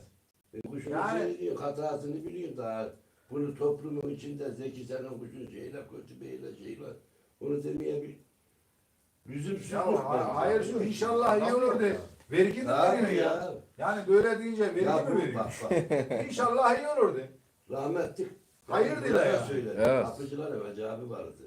Sen bilin koruculara geldiğin için. Hem korucu hem de iyi kuş bakıcı. Şiş kömer gibi aynı orada oturur. Taş sokakta o hamamın oralarda bir yerdeydi Ali abinin evi. Denizli kıraathanesinde bile toplanır büyük kuş pazarı sana. Oğlum dedi bana bak dedi. Aynen dediği kelime kallemi mallemi hep oturuyor sadece. Kasap çıkıyor. Ne dedi konuşuyorsunuz da dedi. Bu hayvan dedi can taşıyor. Horozun kaçmayanı olmaz, kuşun da dönmeden emmeyeni olmaz dedi. Bu hayvan can taşıyor. Uçtu döndü güzel 4 saat 5 saat. Gelmiş kuş yapışmış misal. Misal ya. Elinde kumanda mı var onu dönerek mi indireceğim? Şimdi orada şöyle bir şey var dede. Yani onu söylerken onun açıklamasını da yapmak lazım. Şimdi kuş 5 ay uçuyor. Hep Evet. dönerek iniyor. Evet olur. O gün de kuşun bir rahatsızlığı olabilir. Olur. O da onu demek. Olabilir, istedim. ha. Her şey var. O gün de o hayvanın bir rahatsızlığı olabilir. Gelir az uçar ya da dönmeden iner veya bir sıkıntısı olur. Yani Ona ben hiç O hay- katılmıyorum. Hiç katılmıyorum. Abi bu hayvan. 5 ay dönerek inecek. Dur. Rahatsızlığı varmış dönmeden. İyle bir şey yok. bir gün hocam bir gün ertesi gün Bozmuştur. Ya. kuş düzelir. Nasıl bozuyor ya? Bozmuştur abi. La bir Birisi bakıyorsun dönerek içeri inermiş kafana ya. ağrıyor. Hocam Niye gidiyorsun abi? öyle o olmaz. Şimdi bak o gün boş şimdi. Rahatsızdı kuş. Bağırsak sorunu yaşadı. Nefes sorunu Olur abi, yaşadı. bu Kanat şey. sorunu yaşadı. Ya, Hangi ya kuşu olabilir ya, normal. uçururken o gün kuşu kaldırmışım. Ben Ferdahlayarak gitti. kuşu elime almayı sevmem. Şey Ben gibi kuşu hayata uçuracağım gidilmez kuş ya. ki hiç Adam elime almam. ferdahlayarak gitti. Sürerek çıkartıp kuşun götünde yumurta varmış. 2 metre Götünde yumurta varmış. Ne yapacak? 2 metre. Dönerek inecek. Götünde yumurta var diye. Kuş döner bile gelmiyor. Hocam. Dönerek iner. Çok istiyor. Yok abi yok. İstiyor. Ama zaten Bir kuşta bak, bir kuşta 4 plan varsa biz arıyoruz yani. üçünü buluyorsan bu kuşta, üçünü buluyorsan Olabilir yani. ufak bir şeyle de bölgeye. Allah'a çok şükür. Şimdi kocanın lafına da katılıyorum, bazılarına katılmıyorum. Niye? Şimdi kuş kırgın olur. Ya Mesela devamlı. o günler ben erkeğe uçurdum, 20 dakika uçtum. Gitti Abi. oraya düştüm. Tamam. bak. Dönmeden mi indi? Ötülere gidinden ya. Abi devamlı yaparsan Oradan o kaldı, hata, geldi bu yanı tarafa düştü 15 dakika. o hata devamlı yaparsan. Ama sana diyorum ki bu hayvan 5 aydır uçuyor. Her günde dönere geliyor. O gün de indi. Dönmez. Aldı gitti canım. 5 Allah ay Allah. sonra bozmuş o kuş. Bir dakika. Ertesi gün yine 5 ay uçurdun onun üstüne yine dönerek indi. Ne yapacağız? Bozmuş mu oluyor? Ben o gün indiği gün daha uçurmam ki onu. Niye? İki Geçti gün gitti sonra aynı bu iş. yine döne indi hayvan. Abi yok. Kafama girmez. La abi gözünü yiyeyim. La bu can taşıyor can. Canını yiyeyim. Dönmez, uçmaz, dönerek iner. Karşınızdaki O ayrı değil o. Ya bak bazı kuşlar hepinizin başına gelir. Muhakkak gelmiştir. La uçan kuş kaldırıyor, dolanıyor, fırlanıyor, çalıp yürüyor. Ya Nadir abi Bak, 60 bir dakika. geçti size ne oluyor ya? Bir dakika. Yine kaldırıyor, dolanıyor, fırlanıyor. Ya her gün uçurduğumuz kuş. Çelmik'te bak, Eydin'de. Bu dediğim adamlar hayatta yoklar. Bir Cineyemet var hayatta, bir de hayatı kaçtaş var. Karalarışı alan dedemin karalarışı. Götürdük Çelmik'e alıştırdık, uçuruyorum. Kuş eyle döner havaya doğru, eyle gider. 5 saat, 6 saat, her gün Allah'ın günü sıcaklarda. Akşamdan milleti davet ettim. Hacer Migil bir minibüs, Bahattin abigil, kuyumcugil, bir minibüs binmiş gelmişler kuşa. Alın abi de var. Ben de akşamdan sarhoşum, geç yattım. Saat 2, 2.30 gibi, 3 gibi yattım. Kuşbazlar gelmiş, hayatı kuşu kaldırmış. Dolanmış, fırlanmış, gelmiş, çalmış, düşmüş. Tekrar azıcık dinlendirmişler. Tekrar kaldır. 3 defa kaldırıyor bak. Kuş uçmuyor. Uçmaz. Bir dakika abi lan. Ama dönmeden inmez. Bir dakika abi gözünü yediğim. Evet. Adamlar bırakıyorlar. Mezinin oğlu Ahmet de parkın orada uçuruyor. Mezinin oğlunun oraya gidiyorlar. Bir hayatı bana bağırıyor. Bak hele kalk. Ne kalk? Ne var? Kuş uçmadı rezil olduk. Abi bu can taşıyor. Rezil niye oluyor? Ben de sinirli hani uykulu aldım kuşu. Tasazlığı o bir başına gitti. Uçmuyordu diye. Koydum şeyle dururken ceket şeyi. 40 ayı çıkarttım, tarladım üstüne doğru gitti. Şakır şakır gitti. Dolandı fırlandı bir dönem çıkarttı kuş göbeğe. Gittim hepsini geri topladım getirdim. Çilli Süleyman da var. Ecem Muhammed. Turan abi rahmetlik hep Çakır Bahir Dibler. Hepsini geri topladım getirdim. 6 saat uçtu 6 saat. O an içinde uçmadı kuş. Nadir abi burada bir şey dikkatimi çekti. Demin diyordun ki şu vakitlerin karanlığa kaldı. Sabah namazını kıldım. Kahveye gittim. Yarım çay dışarı çıktım. Kuş üstümden geçti diyordu. Şimdi diyor ki akşamdan sarhoştum. Başa kuş anlatırken. Yok canım yok. Kuşa göre mi anlat? Çelmik'te. Kuşa göre namaz kılıp kuşa göre sarhoş. Yok canım Allah. O gün. Ya o zaman. O zaman. O zamandı yani O, daha eski. o evvel nece yani. sonra. O Karala zaman ondan işte önce. zamanda değil ya. Karala ondan önce. Nadir abi. O işte. Karahat dişi uçtuğunda biz 15 yaşındaydık. Oo sen hep 1840'lara. Ya oyun işte diyorum ya. Şimdi Ya o Ya şeyden abi, bahsediyor ya o. Ya mutlaka bir iyi kuşun mutlaka bir açığı vardır ya. Bak, abi şimdi bak ben bugün Ya kuş Nadir abi uçuruyum. sen bunu kabul ediyorsun da bizim insanlarımız bunu kabul Tövbe etmiyor. estağfurullah. %80, Ya dönek bırak üstünde %90 vardır. yuvasında sen Ya bilmem neyinde vardır. Bak Geliminde ama vardır. kabul etmiyorlar. Kaçımında vardır. Mutlaka vardır. Nadir abi bugün Ya bu kusur şans- ararsan her ararsan şeyde ama- dört ama dörtlük insan bulursun. yok diyorsun Bugün ya. 6-7 Sen saat. istiyorsun ki dört dörtlük hiç kabahat olmasın. Bak bir dakika. Şunu açıklığa kavuştu. Bugün 6-7 saat uçtu kuş döndü. Evet. Sabah ötesi sabah gittin kaldırdın ben mesela kendim Evet. önüne. Kaldırdım. Hı. Dolandı indi. İndi olur. Uçmadı. İkinciye kaldırmam abi. Mutlaka bir rahatsızlığı vardır. Şudur budur deyip kaldırmam. Bizim Sen dediğimiz şeyle kovalamışsın. Yalnız bak yalnız kuş dönmeden inmez.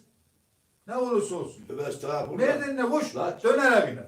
Lan Uçmasa da iner, dönerek tamam, iner. bir dakika. Geberse de dönerek iner. Abi eski kuşları Aa kardeşim beni dinle. bak kuşu 3 gün önce uçurduk. İshal. Aha şahit. 15 gün Bak kutu kuşun boku komple kuyruğunun altı bok olmuş. Ayakları bok olmuş. Havada götünden bok akmış. O da donmuş havada. donmuş ya. İndi bak 4,5 saat uçtu indi. Bu sıcak su döktüm. Bu Kerim ben de yıkadım. Gene dönerek indi. Abi Dönerek iner. iner.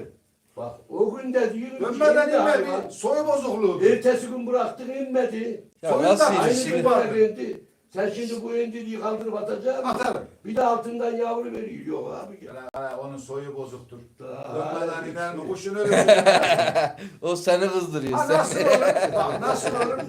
Normalde 10 tane 15 tane çalarak iner de rahatsızdır 2-3 tane döner iner. O olur ya. Dönmeden de gelir konar mı kardeş?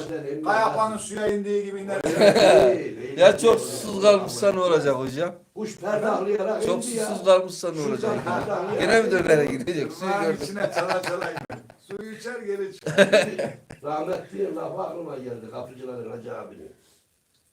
Her gün dönerek inerdi. Bir de işte bir günde bırakırsın. Mesela Mehmet'in yanında gelir döner. Mehmet eline mikrofonu alır. Sivas'tan. Ya işte ödüyoruz bu şeyletti beyli. Yani başıma el sever geldi. Misal abi ya. Ya Allah. şimdi şunu da anlatalım. Biz böyle şeyden bahsetmiyoruz Abi, arkadaşlar. Böyle abi kumru ya. gibi inen kuştan bahsetmiyoruz. Biraz da Şimdi bak iyiydim. Perdahlı iniyor kuş. Bazen Kestiler vuramıyor, beni, bir şey biçtiler yapmıyor. lan. Anladın mı? Bizim burada perdahlı tek taklayla bile inse boş indi kabul ediyorlar.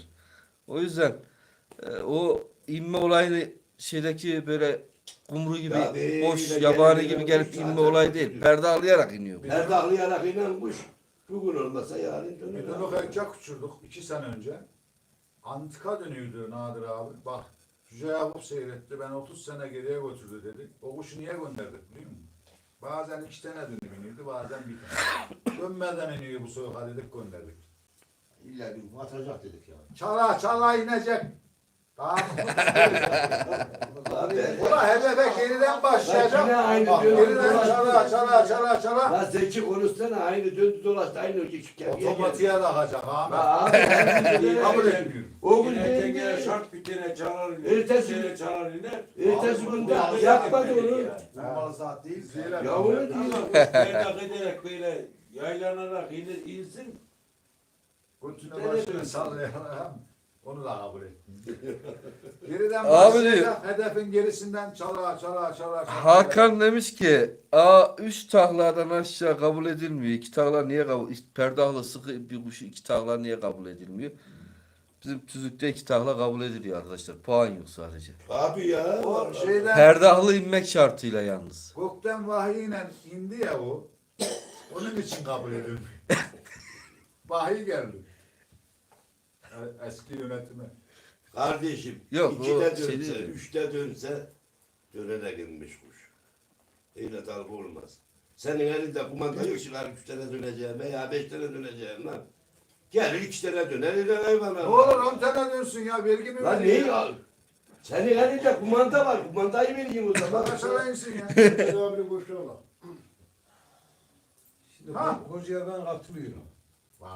Hocaya katılıyorum. Şimdi bir tane dönen kuş, iki tane zaten yüz kardeşim gibi abi. Olmaz ya. Kuş Abi, ama beni dinle. Çala. Ben bak kabul ediyorum. Çala. Her gün öyle yapıyor da. Otomatik. O günü de 2 tane döndüğündü. Olmaz. Veya 1 tane döndüğündü. Ha, bir- Atacak mısın sen onu? Atarız.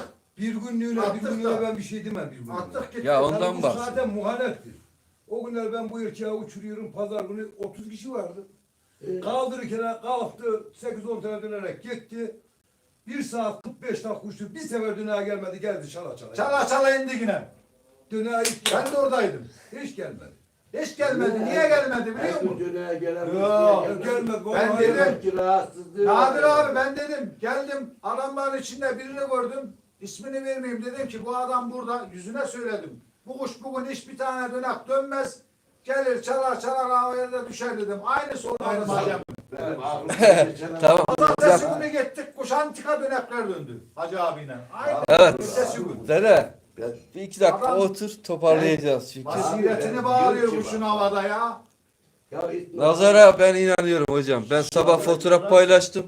Öğlen kuş sanki bura benim yerim değil dedi çıktı gitti. Alışmamış ha. O şey alakalı. Nazar var. Nazar var. Sabah fotoğrafını paylaştım. Nazar Öğlen kuş. varsa şey geçsin kuyumcuya dersin. Zengine dersin göz. Kuşa mı değiyor la göz? Öyle bir değiyor ki yemin ederim ben. Nazar derken Yani nazar var, Nazar olabilir. Var var. Nazar değiyorsa. hadiste de var. Nazar da nefis olarak diye. Tabii ya. Nazar değmesi nedir biliyor musun? Bana açıklar mısın? Nadir abi, nazar değmesi nedir? Sen hocanın videoyu izlemedin o İlmi zaman. Bak açıklaması izlememiş. nedir? Bak, ilmi açıklaması nedir biliyor musun? Her insanın bak, her varlığın beyni manyetik dalgalar yayar. O insanın o an karşıdaki canlının, bu hayvan olsun insan olsun değişmiyor. Beyin dalgalarını etki altına almasıdır nazar. Kuvvetli gelirse durdurabilir diyor. Durdurması da işte ölmesi anlamına geliyor. Bak çoğu toplumdaki çoğu hastalıkların sebebi de nazardır ha. Nazardandır. Nazar haktır. Ve burada mesela Sivas'ta iyi kuşlar çıkıyor. Sonu gelmiyor. Niye biliyor musun Ahmet? Geliyor hasedin biri bir bakıyor. Kuş ya alıcı alıyor. Ya da kardeşim ölüyor. Başına bir iş gelmiyor. Ya dönek kurtar. Aa şahit kardeşim dün araba erkek. Dün Dün kırıttı. Sapa sağlam kuş ya. Dün kırıttı. Birilerine gösterdik. Kamerada getirdik. Deminki bahsettikleri kısaslara vereceklerden birini. Sabah öldü ya. Ha? Can ben gurur görmedim ve kimin eline verdim sana? Ya yarısını Gurur sen ne hediye demek? yarısı da nazardan değil. Belki bir şey sorayım.